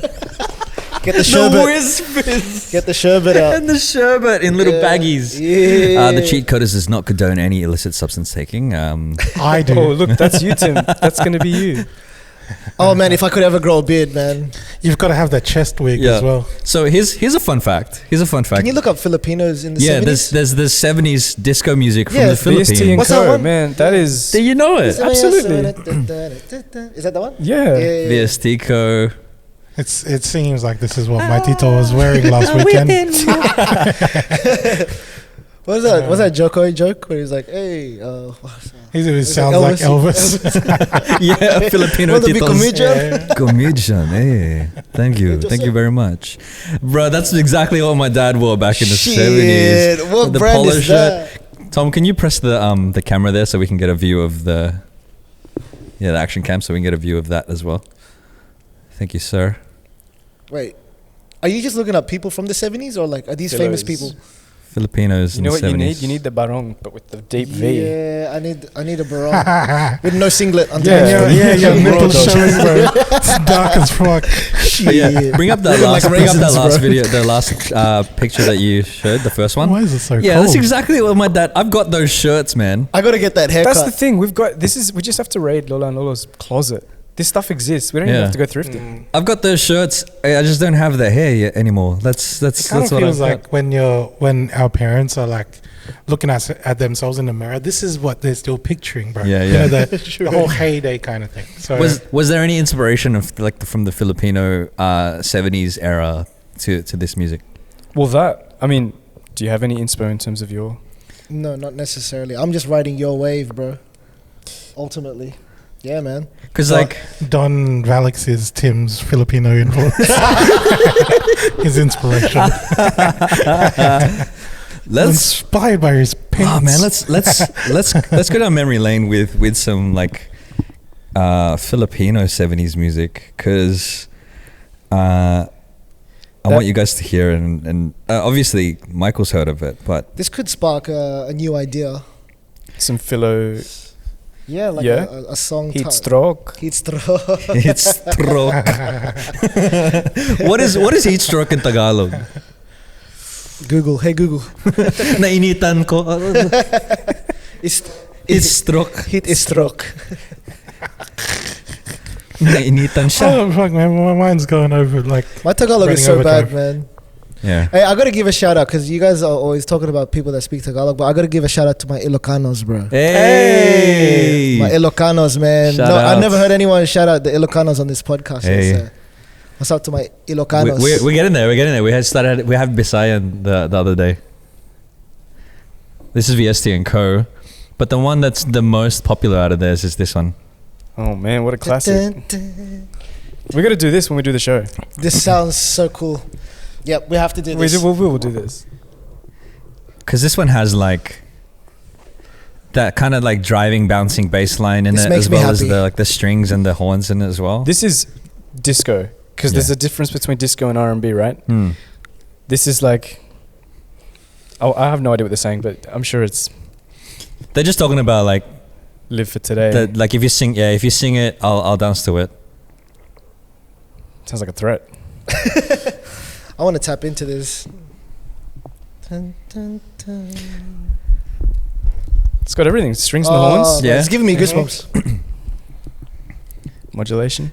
Everything. And what I find with this is like it almost goes up a level and then up another level and up another level, and you're just kind of sitting and writing that until the next part. And it's like I thought this part would be the chorus, but this is just the bridge into this hook chorus, and it goes another level up higher, and it just feels like you're going higher and builds. higher and higher and Yeah. higher and higher. Yeah. It's a journey, It's the man. emulation of the cocaine peak. You reckon they had cocaine in the Philippines back then? Probably. Probably. Cocaine was everywhere, but like, yeah, you touched on something that was like funk versus R&B. Oh, disco. Disco versus R&B. What's the difference there, man? So musically, in terms of the production, disco is 4 to the floor, kick drum. It's fast. It's the lyrics are usually quite shallow, and it's really about dancing and not worrying about what happens tomorrow. Yep. R&B is a little bit more. Yeah, it's a little bit more substantial, and then there's the drum pattern is not 4 on the floor. Right. So if you think rock with you, it's kick, snare, kick, snare, kick, snare. Whereas that is disco because the kick is playing on every beat. Yeah. There's just a slight difference, but it's like, man, I don't think our listeners would even know the difference between that kind of stuff. But And the substance, that's what he's saying as well, between R&B and like disco. Yeah. And because in Studio 54, you had to be able to, loop. That was when DJs started to actually meld the songs into each other. yeah, Beat So they breaks needed and to be stuff. consistent and have that beat. Whereas R&B is not intended for the club. all Oh, right. is that why? Yeah. Partially. Some DJs still do that now with the premix stuff. Yep. Yeah, you know who you are. Why you call out names? I don't know. Drop the name. I haven't been to a club in ages. I'm just causing no beef. I'm just causing beef for no reason. Well, hopefully next time you come to a club, it's for the show Heatstroke. Hey. We're performing, man. Yeah, Relive that era. What's Bring him your up. what's your ethnicity, bro? Like, are you obviously Tim's Filipino, but like, what's You your can tell by the ethnicity? nose. Like, no, because you shouted out Ilocano, bro. Yeah, Not true. because. Not about your facial features. Ilocano. I'm so vain. Yeah, what's your ethnicity? My mom's Philo and my dad's Italian Argentinian. Whoa. Yeah. Oh, mixed. Yeah. And like growing up, did you have any like Filipino influences to music? Like obviously you know VST and co, but Oh, Toy Toy Bibo and like, yeah, not like, I mean, all the generic stuff. Nothing that I've really revisited in a meaningful way. It's kind of Yeah. just stuff I've accidentally heard. But my dad definitely, like all of the tango and the, all of that stuff has been big. I did a Latin song as well, not too recently. yeah. Not that long ago. But yeah, that's something I really should probably get back into, all the philo stuff. And I don't know, it's kind of like Japan too. Like they take the American music and they put their own spin, and it's a really interesting The hip hop take on culture. it. Yeah. Yeah. Even the fashion as well. Yeah. I got into that like Japanese funk. Is it Um, called city pop? City No. pop. Yeah. Yeah. It started popping up because of TikTok again. Yeah. But yeah. There you go. I don't know. I think Japan's really good at that. Like taking the whole American kind of cultured stuff, whether it be music or like the cholo, I've seen culture. that. I've seen that. Yeah. man. I've It's seen so that. big. Mm. They were so big on Elvis back in the day. Like, bro, like this is the country that just bombed you, bro. Like, what's up with that? You know what I mean? Like, relax. Your parents would be so disappointed. They love Yeah. it. True. Japanese people take everything and they do it with like a sense of quality, I feel. Yeah. They're not going to appropriate it. It's their own style, it's their own That's vibe. true. And I think it happens in reverse as well, where nowadays, I sound like an old guy, that in the fashion industry, they're taking inspiration from Japanese construction workers. So Japanese construction workers wear these big baggy pants that are tapered at the bottom, Yeah, right. and they're putting it into fashion shows now. And it's like, cool, like these guys are just wearing it because when you have baggy pants, it protects your legs better from like debris and stuff. But like, hey, this looks fashionable. Let's It's walk it down fashion. the thing. I don't know. Those fashion shows are fucking ridiculous, bro. I seen one Except where for they the laid Victoria's out Secret ones. mud, and then when the models would walk, like the catwalk, they go around, and come back. The mud is there, but then they kind of like made a trench, and then all the models would crawl that trench. It's like you can't even see what they're wearing, bro. Like, what's the point of this? I don't know. What are And they then at promoting? the end, the guy will come out and go, "Yeah, I designed all this." So it was my vision. I was like, "What the fuck?" What's it all mean, bro? Everyone's there doing this and then throwing roses at the catwalk. Like, Is that them? Is that the pants you're talking about? Yeah, those are the pants. That's The- what the, people are like, wearing nowadays. They're really popular. They came it looked from like Japan. ravers in the late 90s. Eh? Yeah, dude. And like, so apparently Japanese construction workers would wear them because they're a lot more comfortable and they protect your legs from debris and from Bro, that's what skaters used to wear back in Yeah, the 90s, bro. Like, yeah. People used to do the Melbourne Shuffle with those on. Yeah. It looks like they're floating. Bro, MC Hammer had those pants. Yeah. Oh, man. They called them keppers at one point. Yeah. I mean, fashion and like music are kind of synonymous, where like things are seasonal and they come back. Yeah. What's trending, you know? Yeah. Yeah. Yeah, I do see a switch in the music as well. What do you guys think of that? So obviously you're obviously paying homage, and it's at a time in your careers that you're paying homage to the 70s and the R&B of the 70s. But what do you think of people specifically targeting like the 90s and the 80s and the 2000s for their projects? What do you guys think of that?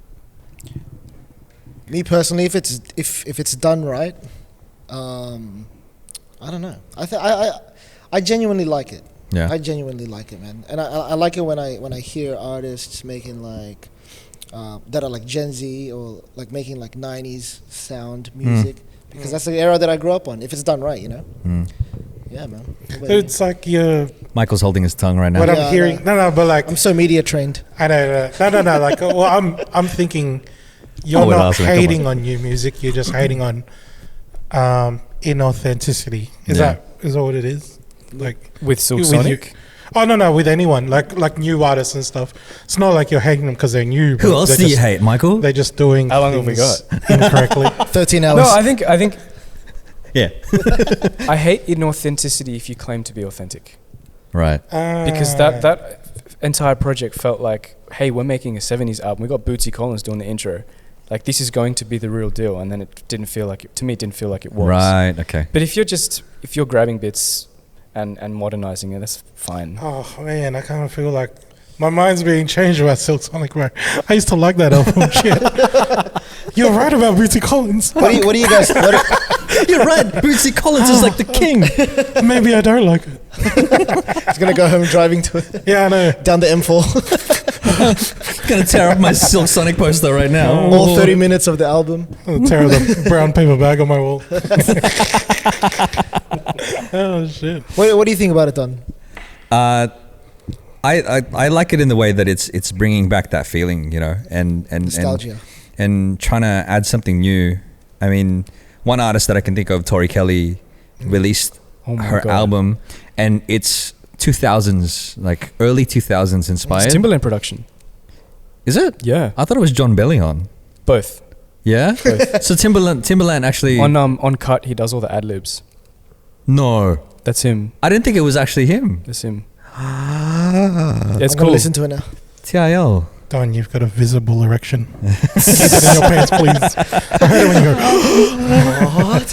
go. Man, that's so good. No, but yeah, like so her, wow. I'm gonna listen to Cut even deeper now.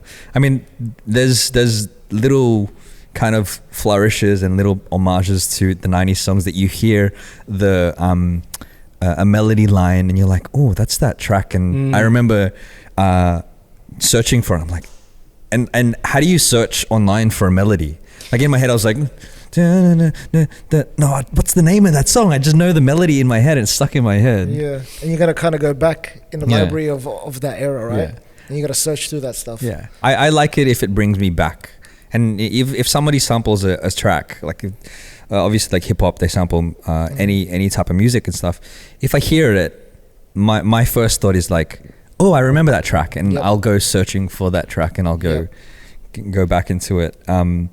But yeah, man, the as long as it gives me some sense of nostalgia, but I'm old like that, so I'm That's with you, bro. That's the other side, that it is kind of, nostalgia is like a cheap, I mean, look at all of the Hollywood movies that are just remakes of all of our childhood. I mean, our childhood, we have different childhoods, but like, you know, The Little Mermaid, like all these classics true. that they're just redoing because everybody loves the nostalgia and there's nothing more that we really say about it. yeah. It's the same story, but It's it's the same just, story, exactly. Just Oh, I live, remember live that. action. Yeah, just Yeah. change the race of the main actor and call it a movie. Fucking, this guy's hating on everybody, bro. Let's so talk true, about how though. Disney is shit, bro. How do you feel about a black mermaid? The name is This shit's inauthentic, bro. the name of this All episode mermaids are is white. the Amorist shits on the industry. Which industry? Find out in this episode. Cat Williams moment right here. Simba sounds like he's from Atlanta. Oh, man. Wait, that is from Atlanta. He is from Atlanta. It kind of reminds me of and this will kind of take us on a tangent, but it is similar to what we're talking about in terms of people bringing back nostalgia and like the old school and stuff like that. Old school. Skrillex did a track with The Doors, Breaking a Sweat. Breaking the Sweat. Now, people who are fans of The Doors would have heard it and been like, "What the f is this?" Because it just sounds like a Skrillex track, right? It's just Skrillex cutting up vocals and putting the drums and then the dubstep things and all that stuff. But you don't get the only thing, or the only most of the contribution from The Doors is just their vocals, right? And I think when I heard it, I'm like, cool, that's nice. It's a great Skrillex track, but it's not a Doors track. You know what I mean? So hearing that, it didn't make me think of, I want to listen to that Doors song. It just made me go, let's listen to some more Skrillex. True. Are you talking about the Doors, like the old band from the olden days? I'll play it for They're you guys. still around? No, the singer's dead. Yeah. So I'll play. This is the guy with like that, Ray, right? Ray Manzarek. On Yeah, that photo of him in black and white, right? I think Yeah. so. Dude, this is like a conspiracy theory. Apparently, he'd been living in Portugal this whole time. No, I'm not Shout even out to kidding, him. bro. And it came out, I think it was like 2019. He came out of hiding because he needed to get medical Pacemaker? attention Right. for his heart or some shit. But he took off. Where'd Like you get this conspiracy? he left everything behind. Hey, Where's this conspiracy from? The internet. YouTube. Reddit, where everything is correct. I get into those rabbit holes too. Yeah, Man. Apparently Tupac's still alive too. Yeah, he's in Cuba, bro. He's in Cuba.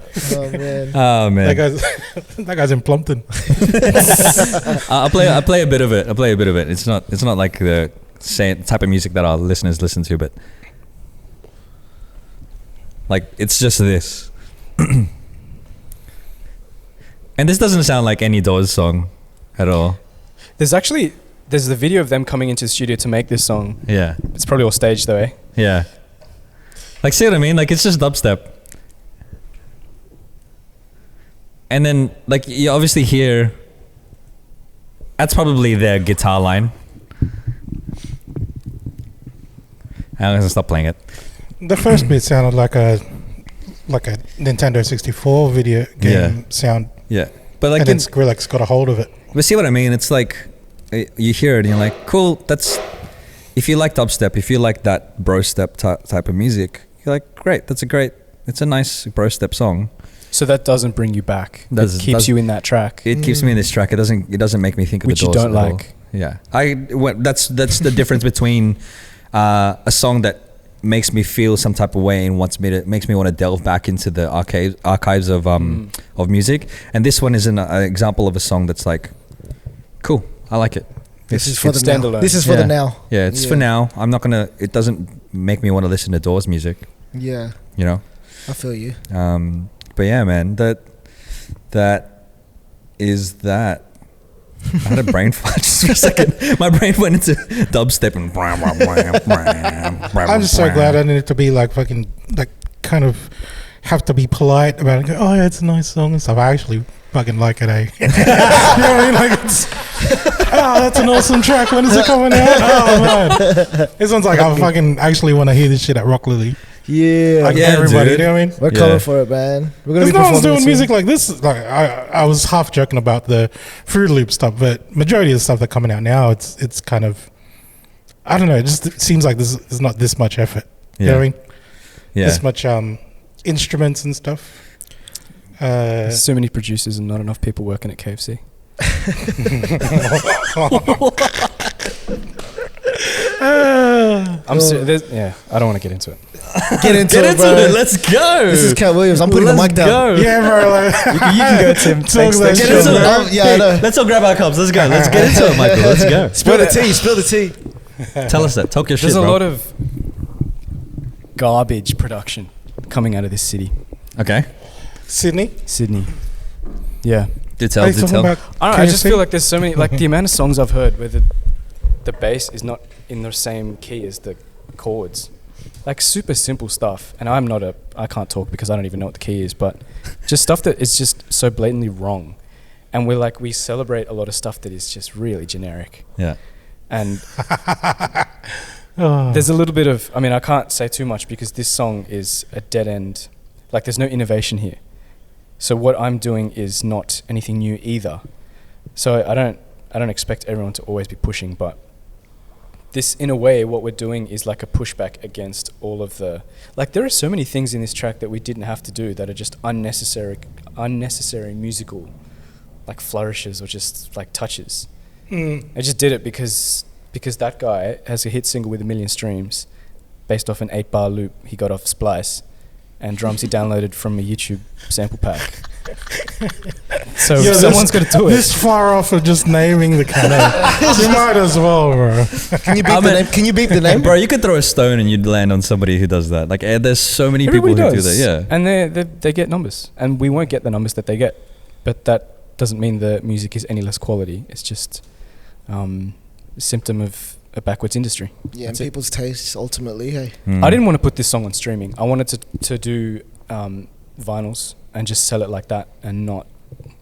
Oh, fuck, bro. Or Like, just put it on streaming I for don't like have a a week. record player, man. Put it out in the streams, man. I want to be able to download this shit, dude. Can you put it out on tape? CD, Tape? CD at least. Shit. On CDs. Who has a CD player anymore, man? Far out. Got it in the car. I have to drive every time I listen to it. Yeah, I know, right? Hey, it's pretty good driving music. There's the old what do you call it? Like the driving test track. Whenever you guys would make music, play it in the car. See Oh, yeah, how the it car sounds test. in there. Yeah. How many yeah. times have you done the car test? Man, I'm sick of this song. And now he has to market it. Go over to a it, I know. podcast and talk about it. Tim's like, bro, let's market it. Let's talk about it. And this guy's like, I noticed it's like, oh man, we were out of headphones. And then Mike's like, here's my one. Take this. I've heard it so many times. Michael's like like a Filipino tita who's just like blunt. He just like says his mind, just like. But it's It's more than entertaining. It's kind of almost necessary at times. Yeah, 100%. 100%. Because It comes from a place of love, Absolutely. right? this whole time I didn't realize how much I hated Silk Sonic until now. I know. I feel like I'm getting brainwashed. Yeah, I know. Like being close to this guy. It comes from a place of love, right? Well, how do you feel? How do you feel working with compare working with me to other people you've worked with or seen working? What is it like being in the room with different musicians and different producers? It must be. It This must is a be. trap, Tim, bro. No, you have This is to a nail completely it. different process because My like, missus no asked other me process. the No, same this question is- about my ex. It's a trap.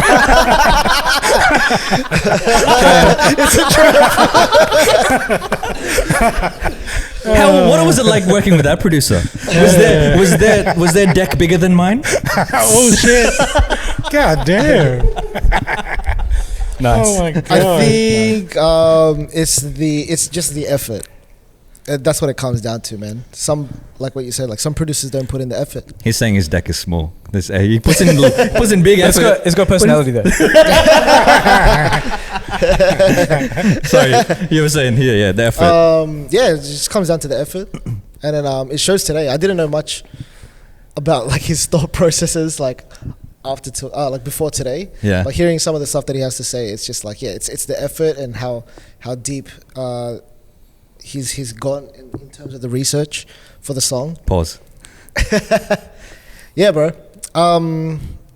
But yeah, compared to not the producers, but just the music that I've made before, it was definitely like a quantity thing. So like I saw the way making music, like the more that I have out there, the more exposure you'll have, like you'll get like Eventually, Yeah. yeah, man. And so like not to say that I didn't put 100% effort into it, but it was definitely different to this. Like I didn't have to fucking travel like an hour and a half away to go record at a studio. I would just do it in my bedroom. You know what I mean? Right. Compared to like getting like 7 to 10 other people on board to listen to the song, get the notation down, get the strings, the horns, and get them all to play exactly the way that he intended it. It's just like I was given beat packs by people and producers, and I would just like sing over them because it was quicker, I guess, for more optimal for me to work that way. Yeah. But there's a beauty in what you were saying about how you guys just got an instrumental, rapped or sung, and then put it out the next day. I'm envious of that because I can't make something and just let it go that quickly. So yeah, the effort and the quality for sure has a value, but then also just being able to make something. I love how you just threw shade, but like in a polite way. I love how you can release shit music and not care about it. But I just can't do it like that. But I know it's got integrity, man. It's nice that you do this. But personally, I wouldn't do that shit. But in saying that, have you worked on a Filipino track? too that coming out through, right? He's only part Filipino, but it's coming through. Have you worked on a track That's like of nice this that you magnitude? make that. Of No, this magnitude? not this big. Yeah, exactly. Say it again, what would you Like ask? I asked him if he's worked on a track like of this magnitude, like with this many moving parts and.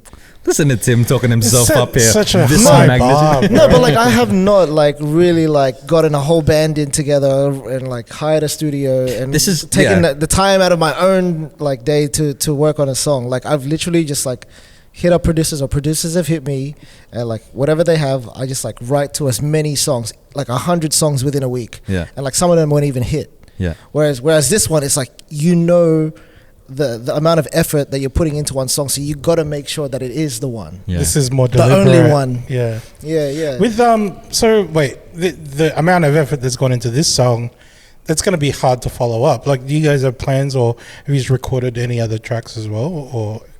There's 2 more in the works. Yeah. The other one of them that we have, which is more of a slow jam, is probably more intricate than this one. Damn. And that'll, so we've got 3 that we're going to put out kind of in sequence. Can we get a sneak peek? Ah, nice. Yeah, did you bring the beats? I've got the... Later on, we don't have to do it on this episode. Yeah, of course. We'll do it for our Patreon listeners. Subscribe. It's just instrumental. We haven't written to it yet. No. But I'm planning to write one of the songs on the plane. So I've never written a song on a plane. On the plane. Hey. So I'll be flying out next week To Europe. Hey. So hopefully get some inspiration. I feel like as an artist, you need to travel. As an artist, you must travel. Yeah. It's non-negotiable because you see how people work. In Your different experience ways. comes through your art. Yeah, man. Whereabouts are you heading to? And We're just gonna go to London, Rome, Amsterdam, You're gonna go Paris. Lisbon. Paris is too packed at this time because it's Olympics. True. I'm probably not going to go there. But I want to ride it on the plane because I've never ridden on a plane, and I want to see what manifests from that. you know what's gonna manifest, bro? Fucking jet lag, shitty plane food, being stuck Delayed next to this flights. cunt that's been sneezing for 12 hours. He's gonna write a diss track. I hate the way that you sneeze and cover your mouth. What is it, the braid? But yeah, man, I'm actually looking forward to ride on the plane, man, and witness the different forms of art, like back in, like, especially in Rome. They have a lot of like old artifacts, and I just want to take bits and pieces from different cultures. And This is a whole new level of artistry, man. It's like, well, I think it's a different level of artistry from the just taking a beat and then writing to it and releasing it. This is just like, let me build up some experiences. Your let fucking me, music's gonna change. Yeah, bro. You realize dude. that shit, right? I where I got my inspiration from was an artist. His name was Matisse. He was an artist, and I went to his exhibition in the art gallery here in Sydney somewhere. And when he started off, he was drawing like fucking stick figures. This is like back in the days. I think it was like the 1800s or the. Where was he from? Jim Morris. Where's Matisse from? Which era? Matisse is 19th century. 19th century. So like when he was drawing, like in the early days, like it looked really, really bad. But then as I progressed through the art gallery, each decade of his life, his art would improve as he went to a different country. 20th. And so right at the end of it was like his big masterpiece. And like this was after 50 years of like traveling and drawing and painting and being an artist. And so like I feel like if I can just get that experience under my belt, you know, it might not happen now, it might not happen next year, it could happen in the next 20, 30 years, you know what I mean? Right. But as long as I keep going as long as I have fun and I have love and passion for the music, I think one day, like, you know, it's going to be known and it's going to be there like on the internet forever. So even for when I pass, it's going to be like, it's going to be here. So one day there's going to be a gallery with your stuff on there. Someone's going to be walking through and be like, Tim's stuff when he first started was shit, but like 50 years of traveling, he's going to be like, oh bro, it's so good now. Done, bro. You remember Big Dreams? Remember the Big Dreams mixtape? Dude, Big Dreams is pretty good. I love that mixtape. I mean, if we listen to it now, we'll be like, oh my God, that's disgusting. But like, yeah, I think that's kind of like what I have kind of been inspired by, this artist, Matisse, when I went to his exhibition. Hey. So I, as an artist, man, if you're an artist, you need to travel. Or producer, or whatever. If you're a creative, just fucking travel. Creative. Man. Yeah, you need to travel. It needs to happen. Yeah, bro. I used to run a podcast called the Roman Empire, ROAMIN, Roman Empire. Of course. And I always done with the puns. Yeah, bro. And I always ask the question: what is it? Does art inspire travel, or does travel inspire art? And that was the whole premise of the podcast. I would talk to people about. What did you come down to? It was different. Like I had Chrissy on the podcast one time, and she talked about how she, through her music, got the opportunity to travel to the Philippines, to Canada, and do work there. But I also had friends who would travel, and then they would shoot like a short film. Well, a friend of mine shot a short film in Japan on one day. Like it was just a run and gun type short film, and it was one of those things. It's like, oh, we're here. We may as well just do something while we're here. And like you lived overseas for a bit, didn't you? Yeah. That's when I started it. It's like one of those things where it almost comes hand in hand. So yeah, like Garcia was saying, man, your art, your musicianship is going to change for sure. Yeah. I think like also living like, you know, in Sydney and not exploring for the past how long since COVID. I haven't been able to travel, man. So like I've been stuck in this little bubble, man. So I need to get out, spread my wings. I feel like I'm in a bird cage and like the door's open, but plus the music scene here is like 15 people. Sorry. Never mind. There's not, but I mean, see, look, I was here trying to like inject some Filipinoisms into this thing to try to get a snippet for Raf, but like, who needs a Filipino snippet when we've got this guy throwing some shade at the entire industry? Raf's gonna love this, bro. Yeah. Like, ooh, is this a snippet? Ooh. Amorist, the Cat Williams of Sydney. Cat Williams. Meow. I'll take it. That's my bio now. Here's a question that we didn't ask earlier. Amorist, like, is that something to do with love or something to do with like, I don't know, like what does amorist mean? I think it means someone that's in love with love, but I picked it because it wasn't taken on Spotify. Nice. Which is very difficult. Spotify and all the socials, like, to not be taken. Except that one Dinesh guy that had on his name. Shout out to his family. I don't know who he is. Dinesh is at home and just going, I love love. I was expecting like a full deep and meaningful, because the way that he researched into the culture of 70s R&B, I was expecting him to be like, I researched and went down like Greek mythology and this and that, and he's like, I wasn't taken, so I fucking took it. Like, well, it's not.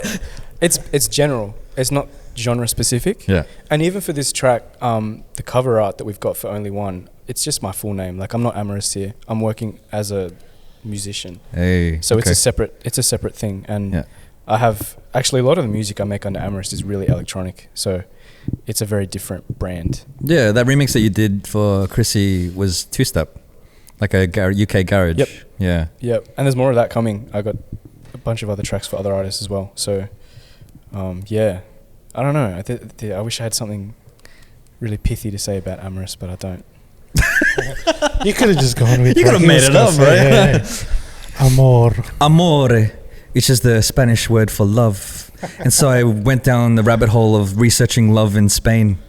Trying to steal Dinesh's name on Instagram. Get it. Make sure you tag him when you guys post it. Can we airdrop it to him? Can we airdrop it to him? Airdrop it to him. Hey, oh man, there's a track If by he you. shares it on his stories, right? Should be fucking Yeah, fun. hilarious. He caught man. a stray. He got a stray. Dinesh caught a stray, bro. Oh man, when was the last time both of you guys went to the Philippines? Like how long ago? Because Tim's gonna travel. He's gonna go to Europe. I just came back in December. I went in December Yeah. for a wedding. Yeah, Boracay, standard. Oi. And Hey. then I hit up BGC for the first time. I didn't know that was like a whole freaking. It didn't look like Phil's, eh? It didn't look like Phil's. I didn't feel like I was in Phil's. Yeah. Yeah, it was super dope. It cost way more than usual. I was like, what Hard, the fuck? bro. It's like you're back in Sydney. I didn't see Yeah. one tricycle or like one Jeep. Yeah. BGC. I was like, what? Does it stop here? Is there like a secret Yeah. society in there? There is, eh? There's a There's very zones. clear outline. The Yeah. As zones. soon as you go out of this like one traffic light, you go, fuck, I'm back in Philippines now. Yeah. It's You know? crazy. Very clear cut. Yeah. I noticed, one thing that I noticed about BGC, the sidewalks are so massive, bro. Mm. Like the footpaths, like probably like from this wall to that wall, it's like you can fit another shop. Yeah. Like shop in the middle there. Like Yeah. They're they really put trying to. seats, They're really like trying to business. encourage people to walk through this BGC rather than drive through and stuff. What's that nice little club that they got there? I forgot what it's called. They've got quite a few. Pegasus? bro. No, different one. There was another Jesus Christ. one. There's like this one Sorry, massive we building. might need to edit point I that forgot one. what it's called. Is it called the bank? I don't know. The bank, I don't know, bro. Anyways, that was a nice club. Had quite a few drunken nights at BGC.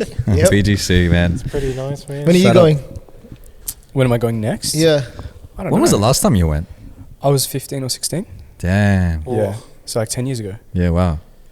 And then Different time, eh? yeah, Pre-COVID, man. and then Yeah. now when's the next time you're gonna go back? I don't know. I'm going back in January. Most of my again. family's here. Are you? Yeah. We Are you might going be January? there. We might be there in January. Cebu? We might be there. Cebu? We might be there in January because Not Cebu. Cebu. I don't think we're gonna be. we might just stay in Luzon. Are you guys going to take Cheatcoders to... Yeah, so right now, I think as of when this is released, the competition will be over. But if you go to Plumpton celebrations, Plumpton Hotel Celebrations, you buy the Encanto beer or the ube cream liqueur, and you go to the website 7000islands.co, fill out the form, submit your receipt, and you could go into the draw to win a trip to the Philippines next year. You hang out with us. Hang on out that with trip. the Cheatcoders, So you man. can't just go on your trip on your own. Unfortunately, you have to be with us. Someone was But buying. it's a- Someone was in but the it's a process of trip. buying it, and they went, "Oh, I don't want to go with them." Yeah, fucking keep the drink too. Oh fuck. Oh man, did you meet Yeah. any like artists and producers and stuff in the Philippines while you were there? No, I didn't have time, bro. Was just how long were like- you there for though? I was only there for a week and a half, I think. Damn. Yeah, it was like 1 week was like for the wedding, and there was like all these formalities, Yeah. celebrating with my friends, and that's it. And then the week after, I went BJC. Yeah. Yeah, to recover To recover. from all the formalities. Yeah. Well, yeah. From the formalities. This is formality number 12. Fuck. If That was man. strong. That was a strong formality. That one. Malambanog, what the fuck? I just got exposed, bro. If my family from Phil's hears this, they're gonna be like, "Where were you, motherfucker?" Damn, they're gonna be like, "Ukininam." Hey. Oh, man. Teach us some Ilocano words, bro. Like, Fuck, I hope not the swear ones. There's one that I've learned. It's Anyati Nagamo. That's what's your name? Hey. Anyang. Oh, do you know any Ilocano Riz, bro? Riz. Hey. I mean, anya think. How would you say? Anya Tinagam mo. Anya Tinagam. tinagam mo. Yeah. I mean, that's kind of riz if you go up It's to like- somebody and say, Yeah. that. Yeah, "What's true. your name? But man, What's your Tinagam name, mo, delicate?" mo, yeah, what's your, baby. what's your name? Halika detail record. Oh, that's Tagalog. What else you got? What else you got with that What's another one? Ilocano? Makan. Makan. Eat. Oh, like mangan. Oh. That's riz. You got to makan. Inapoy is rice, I think. Inapoy. Rice. Oh, is it? rice, yeah. Are you when you travel to Phil's, do you go to Ilocos? My family are not from Ilocos. They, Oh, wait. my mom is from a place in Tarlac. It's like a little village called Doklong. Yeah. Bro, my family and your family are probably from the same, like from the same For area. real, like Kamiling. We're from Tarlac. Tarlac. My mom's like Tarlac, Kamiling, Doklong. Like that's the little village that Bro. they're from. This is all on the North. Is it the western coast of? Bro, you're like testing me along the right now, Luzon. bro. Oh, All your yeah, followers are gonna. It's hate like me. it's like north of Manila, Yeah. kind of. Yeah, and my dad's from a place called Isabela. Yeah. And that's up the north. I have no idea, bro. But like, all I know is that it's 14 hours away from fucking Manila. That's So the what thing, eh? That's the thing with Yeah. trying to get there. Like as soon as you land into, like Manila, it's like you gotta hop on this bus and half a Yeah. day later on, and that's when your trip Yeah. Yeah, ends. bro. Or you have like that private driver that drives all the way from the village. That village driver, and then he. Yeah, he stops in the middle of nowhere, grabs a jerry can full of lumbanog, and then you get plastered. Yeah, man. So I heard. Oh man, But yeah, like, and so where does the Ilocano come from? Like, it's just mom and dad. What do you mean? so Are you hearing that? Did you? They hear spoke that at Ilocano. they home? spoke that. right. Yeah, bro. And I can understand that more than Tagalog sometimes. bro. Wow. Yeah, bro. There's this they speak in like they have like a Pig Latin version of Ilocano Yeah. because they would try to talk Ilocano. Yeah. Or they would try to talk like for example, they wanted to go to the shops, but they didn't want to tell me that they were going to the shops. They didn't want me to hear that. So they would say it in a way that's like Pig Latin version of Ilocano, and I would pick it up.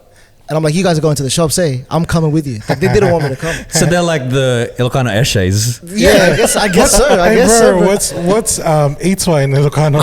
No idea, bro. I'm gonna get a recording of my mom and dad like speaking it, and then I'll send it to you Yeah. guys offline. But yeah, Fucking Ilocano drill will be sick. Yeah. yeah, Mga- man. Is anyone Ilocano here? Like, the guys know? No, I'm the only one. Shit. My missus is from Ilocos. Hey. But does being from Ilocos mean you're Ilocano? Yeah. Really? Yeah. Like which is like they're right at the top. Right, right, Yeah, right. yeah.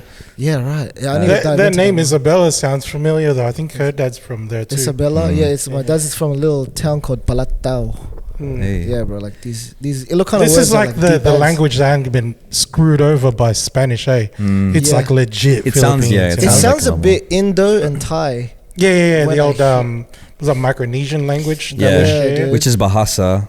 Yeah. Like, I mean, we talked about it on The warrior language, the one that yeah, didn't get Didn't like get- taken over kind of thing. with the Spanish. Yeah. It's on to get fucked. We're keeping our own language. They say Ukininam. That's Yeah, what they say. right. We want to swear What does it's that our mean? language. Don't quote me on it, but Google search it. Ukininam. It's I like think their it's a swear word for sure. Oh, for real? It's a swear word for sure. I'm just like, okay, Ninam. Ukininam. Yeah, Go up to someone, okay, Ninam. And they're like, what'd you say? yeah. Man. Oh man, I swear I know. I know more when I'm around my cousins. Like His- that's when it fully comes out. His parents go, okay, Obshays. And I'm And Tim's like, I know what you're saying. I own what your aing says. Let's ogaze to the opshas. Let's oj, brother. Oh, Eshays, brother. I think go that to Umpton Marketplace. Umpton play, got arcade Uwit place. Dre's.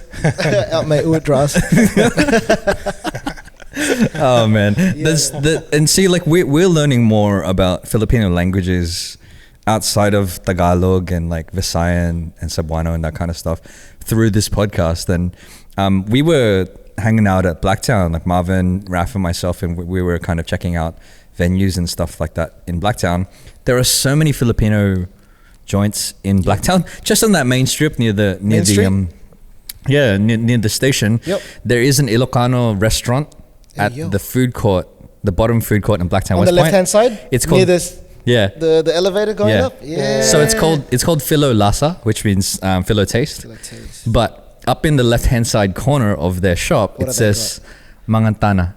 What is that? which Oh, means eat- yeah, eat now. Yeah, let's eat. Yep. Or like, yeah. Oh, mangan. That's what Yeah, you Mang- were yeah. saying, Makan, mangan. Yeah, same. Mangan. How do you say mangan? Mangan. Yeah. Mangan. Yeah, mangan. Sorry, I budget that. Yeah. I think I mangan. butchered it too though. Okay, Ninam. Okay. Okay, Ninam. When you were saying that, because the Philippines, like majority of the stuff that we consume, at least like for music wise, it's all Tagalog based, right? Yeah. But again, like with the whole internet thing, and there's like music from different parts of the country that's getting more and more ears, and like people getting more what do you call it, like it's able to spread more. Yeah. But I never really heard any crossovers until Easy Mill came out with that song, and he fucking killed it in like 3 languages, bro. Yeah. You know what I mean? So it just goes to show like Is Easy Mill a the rapper? country. Hey, Is he a rapper? yeah. Yeah, I heard of that name. He did one in his like his province. He did one in Tagalog and English. And Shit. he's the dude that got signed with Slim Shady last year and stuff. That's where I remember. Yeah. But when I think the song that made him blow up to begin with was that 3 languages song called Panalo. That's a flex. Yeah, bro. Like, And it's kind of going to show like there's more to Philippines than just Tagalog. It's so massive. There's so many, like you said, like when you travel and different experiences will influence different people's art. Yep. There's even just perspectives alone, bro. exactly 100%. like the lifestyle of someone up in the north of the country, like in the province, would be very different to city life. Yeah. You know what I mean? 100, So bro. obviously their art would come out different. You know what I mean? They're surrounded by a different environment and stuff. This is like So- Michael not listening to anything else except 70s for ages. He's like, I don't want to listen to the Spanish language. I was That's waiting not for a the- callback. It's inauthentic. It's inauthentic. I'm only going to speak Ilocano. These guys only know how to use Fruity Loops. What'd you call it? The Minecraft? The Minecraft. I love that shit, bro. It's so Yeah. basic. There's the snippet, by the way. We need to clip this guy, bro. Yeah. I told Tim before I came here, you can cancel me, you can go as far as you want. Oh man, look, I think anybody's gonna if you have a strong opinion about anything on the internet, people are gonna come after you, right? Like an example of my brother was on the podcast one time, was talking about the Power Rangers movie being on Disney Plus or something, right?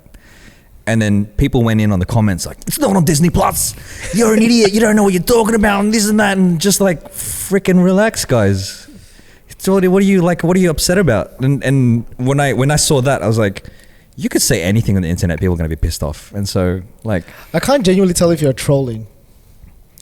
I'm serious. You're I'm serious?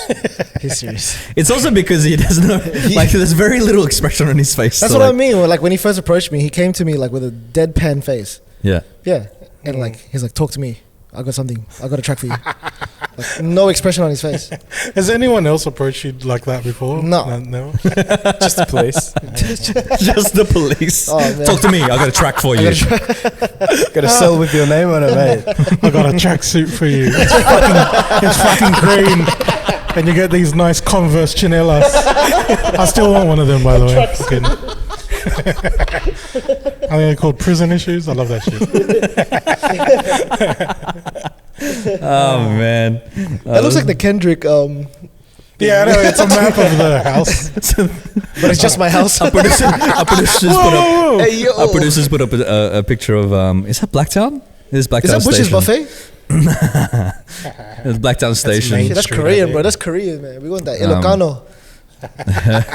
Go to Philo Lassa on the bottom food court in Blacktown West Point. Not sponsored, by the way, but sponsor us. Can you speak Tagalog, Michael? Do you know any words? Hindi. Hindi. That's it. Yes. Konti lang. Do you speak Italian though? I speak Spanish. Spanish. Oh, Yeah. This is where the amor came from, eh? Yeah. Be real. He doesn't say Amorist. He goes Wait. Amores. You learned Spanish from? We did learn a bit at school, but I That's just cool. listened to my grandparents. But they speak a different kind of Spanish to It's Bogan say- Spanish. Yeah. It's very- Eshays Spanish. Say again. It's what? Oh, this is It's from Argentina. Kind Argentina is like the furthest point from Spain. Yeah. So it's like Did you say it's Bogan Spanish? it is. Like Eshays. It's really shocking. Of. Really? Can you string a sentence? He goes Ime Amores. Amores lad. Amores brother. Holy shit. Brother, Amores brother. ¿Cómo estás, brother?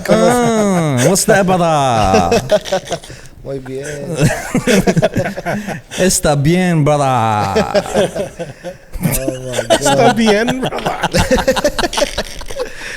Oh shit. Oh man, how did we get Bogan Filipino and Bogan Spanish?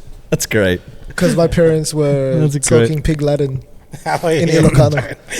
That's great, man. That's Still great. want to know what Ilocano Eshays is. Yeah, Ilocano Shays. Ilocano. Eshays. Oh man. Yeah, man. But you can speak. You fluent Spanish? Oh, like this. Oh, conversational. Yeah. So you could go to like Spain and have a conversation. They'll be Yeah. like, "Oh, who's that Bogan Spanish guy?" Yeah. It's yeah, because it's all accent. Yeah. The accent's really different from Spain. Like everyone in Spain has a lisp, Hmm. and then in Argentina, there's a lot of shh, like every second syllable. Oh, it's is it? Yeah. So I instead know of what you're talking about with the lisp, but it's very Castilian, like they say. Yeah, shit yeah. like that. So instead of Barcelona, it's Barcelona. Yeah, like Barcelona. Barcelona. Yeah, yeah. So every double L in Spain is Y, like it's a me llama. yeah. Yeah. But then in Argentina, it's me llama. Oh, Me llamo, sorry. Today I learned. Today I learned. Today. In Spain, it's called my Therona. And in Argentina, my Sharona. My Barcelona. I think That's a- Mike Tyson is from Spain. Which part? Say it to the camera. Oh, fuck. Ooh. I think he's got like a medical emergency right now. Oh man, you heard it first I'm now. not fuck with him. I'm not Jake Paul, bro. Leave him alone. He's, After the Jake Paul and Tyson fight, it's going to be Tyson versus Christian Garcia. Garcia. oh, yeah. Garcia. After the fight, it's going to be Garcia, not Garcia. I'm going to make you love me. Oh, whoa. That's what it is, that's what it is. Don't drop the F-bomb, bro. Don't drop it. You almost made me do it, bro. I didn't. Shit. Oh man.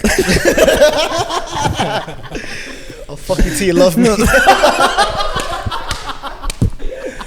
Oh, bro, I was I love that trying one. not to do it. Oh, I love that one. Sorry. Oh, goodness gracious. Oh, man. Where do we go from What here? a throwback. I know, That right? word was around in the 70s. It means a bundle of sticks. Or cigarettes. yeah. Don't look it up. Producer Tom, don't look it up. he's looking at the keyboard like, should I? Don't you dare. It's going to go in my search history, you. Where do we go from here?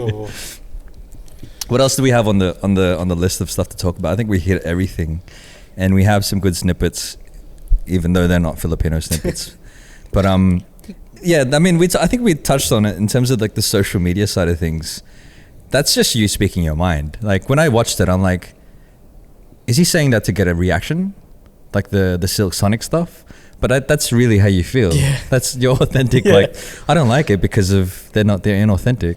Yeah, sometimes I have to like, I go around my normal day and I have to defend this guy. They're like, does that guy really hate Silk Sonic? What other controversial opinions do I have?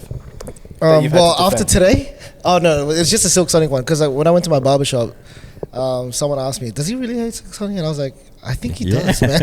And this confirms Even it, at the bro. barbershop. Yeah, man. Where else have you gone around saying you don't like Silk Sonic, bro? At the bank, filling up my car. Yeah, people are listening, and I have to defend this guy. He's on George Street with a He's a good megaphone. producer, bro. F Silk Sonic. Next to a guy evangelizing Jesus and stuff. Like, Anderson Paak is a fraud. Bruno Mars is a hack. He doesn't even play drums well. He uses Fruity Loops. Shit, bro. It's the Minecraft of all musical doors. Oh man, that's funny. Don't let them distract you from the fact they released song month by month. Holy shit. Everyone's like, fuck, he's making some good points, man. Yeah, he had me at one point. I was Where do like, I sign wait. up? I was trying to find flaws in it as well. I was like, Yeah, I don't know. I still like it. kind of feels like everyone else likes the songs too, but fuck. Yeah. Oh man, boys, thank you so much for coming onto the show and chatting Appreciate to you, us. Last thing we're gonna do is what we usually do is this is the part of the show where we showcase some of the songs that we've been listening to, jamming to I forgot. Oh fuck, man! I want to play the '70s song. Nah, I want to play a Silk Sonic song. Just to piss off Mike over here. Oh man! Which doors are open right now? So have a look at what songs, like obviously it's going to be a 70s track that you want to play, but usually we start with me. But where's the? I want to play a Tim Bautista song. Hey, Oi. where? Oh, what? is- Oi.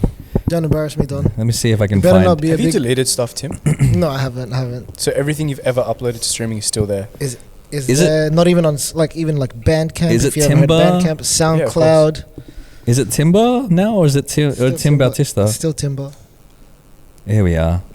I was searching Tim Bautista. I'm scared. Oh man, let's just go to the one that you released last year. Oh. And this is a song, because it also has Tagalog in it, a little bit of Filipino. Inspired by Parokya Yani Edgar. Yeah. Yeah, bro. This is Timba with guitarra. Oi. Michael hates this song. I can tell. I don't hate it. It's from Splice. Is it? Okay, then I hate it.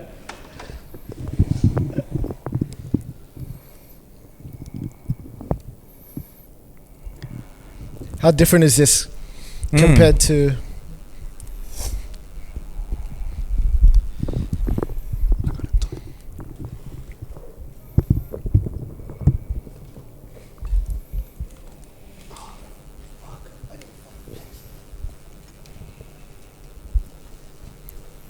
The Cheatcoders podcast.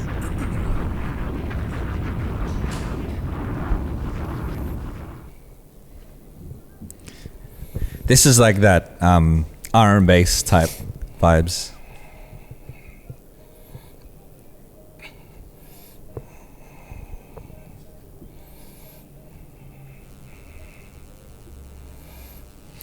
And that was Timba with guitarra.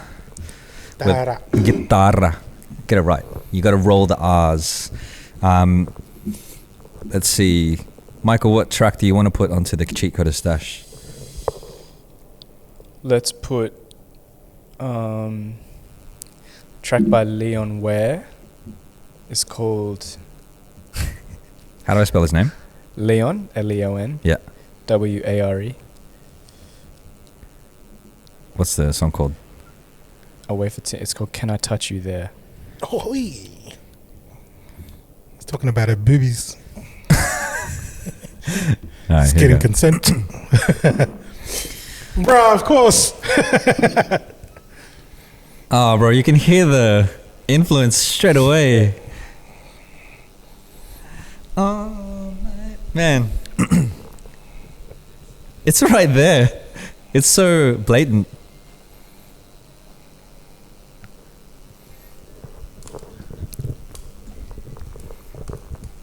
Oh, with the whispers. Yeah.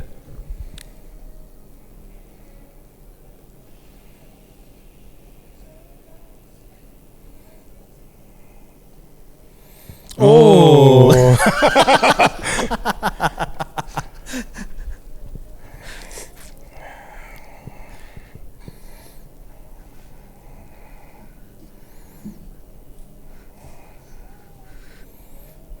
Was this one of the tracks that you were listening to Yeah, when you for were sure. like, yeah, This was so Leon Ware wrote a lot of the Marvin Gaye album I Want You. yeah. Say again, he was what? He wrote a lot of the tracks on Marvin Gaye's I Want You album. Hey. So all of the leftovers. This is like his leftovers for his own. His personal That's stuff. crazy, man.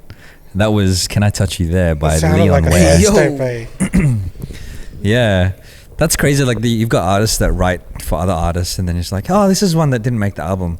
Let me release it, but it's also fire. Man, that's great. Tim, what's a track that you want to put out onto? The one that I've been listening to lately is Devin Velez. Devin. Yep, Velez. It's his cover of Stevie Wonder's song Overjoyed. Overjoyed. Fuck, man, this guy. Here we go. This is a live version.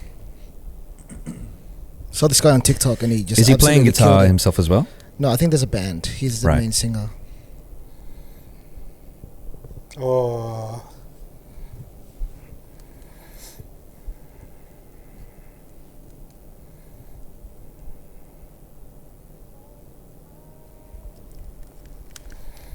sounds like.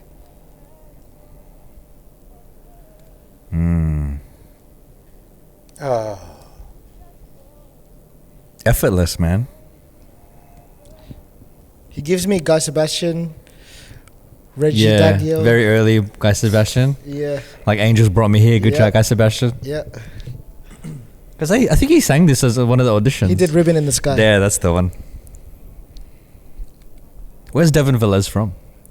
I saw him on TikTok. I have Yeah. no idea where he's from. America?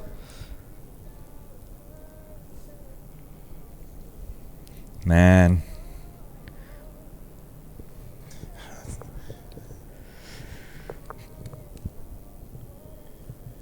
You can see where these guys' influences are, man. Far out. Like, holy crap. Look at Downloading his it. voice. His voice? Dun, dun, dun. His voice is amazing. Yeah, he's singing so effortlessly as well, man. Just So much modulation as well. Ooh. Mm.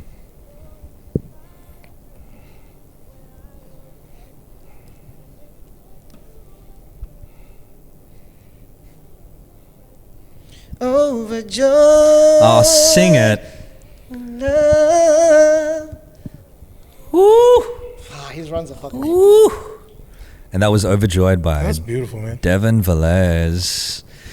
Mr. Christian Waldo Garcia, what's the song that you want to put onto This is the... so different, bro. It's again that Mexican OT. I love that shit. That's what it's called. Hot stopper.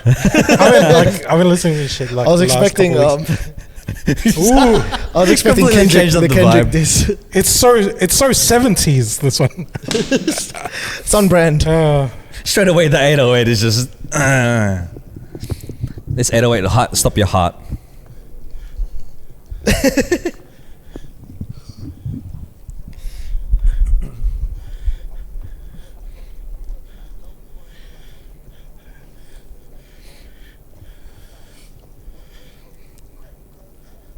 This is my favorite part. Round sun heavy like.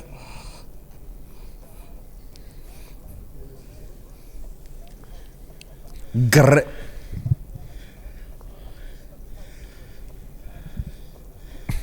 All right, man. Whoa. And that He was... said, "I'll make them boobies safe," but by boobies he means a gun with the two round like clip thingers, and The they because mags, they're big the round. They're mags. called mooks. Yeah, the mags. It's called boobies. So he's not necessarily talking about a female in a derogatory term. It's talking about the a extender firearm Oh, and his man. ops and putting that on them. And that was And you know, Heartstopper. like, they also say squeeze it as well. Did he say squeeze the boobies? Because like you could also squeeze, like they use that as a term It's to squeeze the wordplay. gun. Is it? Oh. Yeah, Wordplay. yeah. I know. I heard him say put the boobies on him. Oh, okay, okay. Yeah. I thought he said squeeze the boobies on him. I mean, they might be talking about women at that point. It's a metaphor. Oh, man. His art is very different. It's very influenced by his environment. That was the Cheatcoders stash. Thanks again, boys, for Thank coming you, onto bro. the Thanks, man. podcast Appreciate and you. chatting with us. Thank you, man. And thanks for passing the vibe check with all the throwing. Don't cut anything out. This is your first podcast, and It's my- you yeah. did great, man. Honestly, especially for this show. Cheers. Um, This is my second. I remembered as soon as I said that. Yeah. Fuck, I did one like 5 years ago. Yeah. Completely forgot. All right. Thanks, man. Thanks. Jesus. Guess we weren't the first then. I want to hear that podcast now. I want to see Yeah. what you were like 5 years ago. Still a cynical. Still a cynic. Nothing's changed. He was back there saying some shit about another band. Simon and Garfunkel, they're hacks. That was longer than 5 years ago, but anyway. Yeah, I know. What was he talking about before Silk Sonic I was was trying to around? think of another duo. Like, who's another duo? Oh, man. This is fun. Jay-Z and Kanye. The Watch the Throne was Watch the Throne. a horrible album, inauthentic. Where can they find you, boys? They can find us on We Are Heatstroke on Instagram and TikTok. They can also listen to Amorist on Spotify and Timba on Spotify. You can also find me at Timba Wave on TikTok and Instagram, and Death to Nostalgia, Death to Nostalgia. aka Amorist, Holy fuck. on Instagram. But yeah, man. Oh my god. And you can I don't also know why you thought he was trolling, bro. There's a lot of signs, man. Yeah. Sometimes I like to see the good side of people, bro. I'm in denial, man. Maybe. About half an hour Maybe ago, I he's was joking. about half an hour ago, I was like, you know what? I love the nostalgia in songs. Death to nostalgia. Oh man. But yeah, man, that's where you can catch us. And wow. Soda Factory on Friday. if you guys are Hey. free. Are you guys releasing With the the peeps, song? yeah? Yeah. No, that's I'll Tim. be with the Tim. peeps. No, What's I'll the be date? What's the performing 31st of March. Hey. May? Today. May. Yeah, today. Yeah. Today. And the song is out on all streaming platforms as well. Today. Today, 31st of Run May. that shit up. Garcia, where can they find you? I was Christian Wild Thought on Instagram. Yeah. Not really going to put a funny website on there. I'm just legit just excited for this drop Yeah. and for you boys to actually perform it live, bro. Yeah, it's, dude. That's really something to look forward to, bro. Are you performing it? You're not performing it live on Friday? No. No. I mean today. You need to have a whole band and stuff. Yeah, I need a whole band, and we need to rehearse it. But I'll probably shout it out. You know, I'll just tell people. What's your favorite part of the song? Like, do you have a Ooh. line or a melody yeah, or thing? There's two. There's the pre-chorus harmonies. How's that go? Sing it for me. I can't do all the harmonies at once. Just you sing guys, the it's actually a melodies. 4-part. You guys want to learn it? Sing the melody. Okay. Nah. It's literally just a bunch of R's. It's It's like that's it, and then it's a harmony. And then there's the bridge, which I really, really like. Yeah. Which we kind of like tiffed over a little bit. The vocals. Yeah, because I wanted to go one way and he wanted to go another way, and I was like, "Fuck it, let's just go your way." And then we went that way. And then the bridge ended up turning out amazing with the harmonies and the voicing. So it's the bridge, and I like the pre-chorus Nice. section. Ah. Yeah, man. What about you guys? Bro, I want to listen to it again and again and again and again because Do it when it's out. yeah. It seems like there's always something to look forward to. Yeah. Like when you like going into the song, like the intro. I was also firstly like I told you guys I thought it was gonna be some like very electronic stuff. Didn't realize Fruity Loop shit, eh? the guitar, like the instruments would like Yeah. sing out. You know what I mean? Yep. And then That's Max for you. your vocals can kick. Oh, that was him on the guitar. That's Max, bro. Of course. There you go. And then the horns. It's just like it kept on building. Your voice was there, but like it didn't fuck with the music. Like you know what I mean? Like The overshadow levels were stuff. good. The levels were good. Not from like a volume thing, Oh, but right. you weren't trying to do too much. Do you know what I mean? Like it's Yeah. like you're not trying to overshine the musicianship in the instruments and stuff. Like it kept on going, and then the harmonies kicked in. It's just I don't know. It's kind of hard to pick which one's your favorite because it's like Yeah. there's always something different that you end up liking. Do you know what I mean? I feel you, man. Thank you. When I listen to stuff, it's like I can pick up on certain things, and I'm like, oh, that obviously that's probably inspired by this, and that's inspired by that. But what I enjoy doing when there's a song that I really like is I will sit and listen to it, but I'll listen to one part.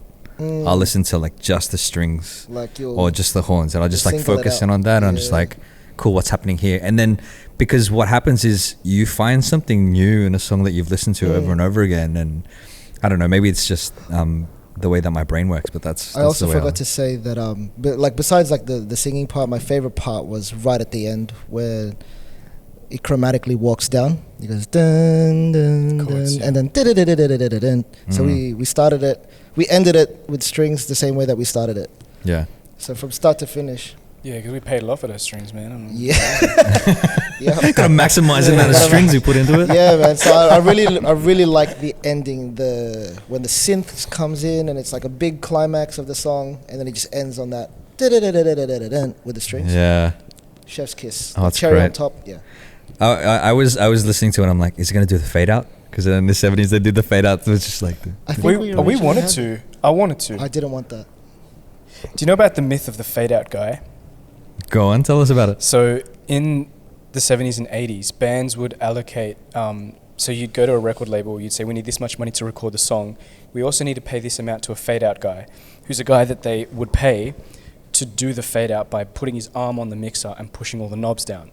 So it was fake. It was just a budget for cocaine. But they would say that they need to hire A someone budget for to cocaine. do the fade out. I swear you're a time traveler, bro. Yeah, I know. Yeah. We need a fade out, guys. Oh man, He's actually lining up. He's actually lining up cocaine. Yeah, as that's he a does it. long line, bro. He's like, What the hell, man? That's great. I didn't Why know is he that, cutting man. up? True story. Learn something every day. yeah, man. Cocaine. I love budget. it. So now that if you hear that if that's in the budget for one of our projects, then you know exactly what it's for. Yeah, guy. We need a fade out guy. Who's the fade out guy? Don't worry, you'll know. You'll know. You can find me www.dondoingstuff.com. That's my website, at dondoingstuff on all social media platforms. The Cheatcoders, thecheatcoders.com. Go to our website, buy our merch. If you want to get extra the content, go to our Patreon, patreon.com/the Cheatcoders. You get to see behind the scenes. You'll be able to hear the sneak peek of their new song that's on there, and some extra good stuff that's on there. So, yeah, that's it. Yeah. But, I don't know how Raf does this every day, You gotta but put in the, can you play the song again just to play us out? yeah, man, yeah. Play us out Can you send with. it to me after too? Any final thoughts, Tim? I'm cool, bro. It's been a long day. Did you guys mention that you wanted to do something for the Patreon? Yeah, are we able to hear a sneak peek of the Oh, we'll play some other. Yeah, I got some other demos. Send it through to the Instagram, my friend, please. My phone's over there. Oh, was it a Thanks, link, bro? boss. Yeah. Can you Salamat. forward it, please? Yeah. Oh, thank you. Maraming salamat. All right. Once again, well, you've listened to. Don, we need your low voice.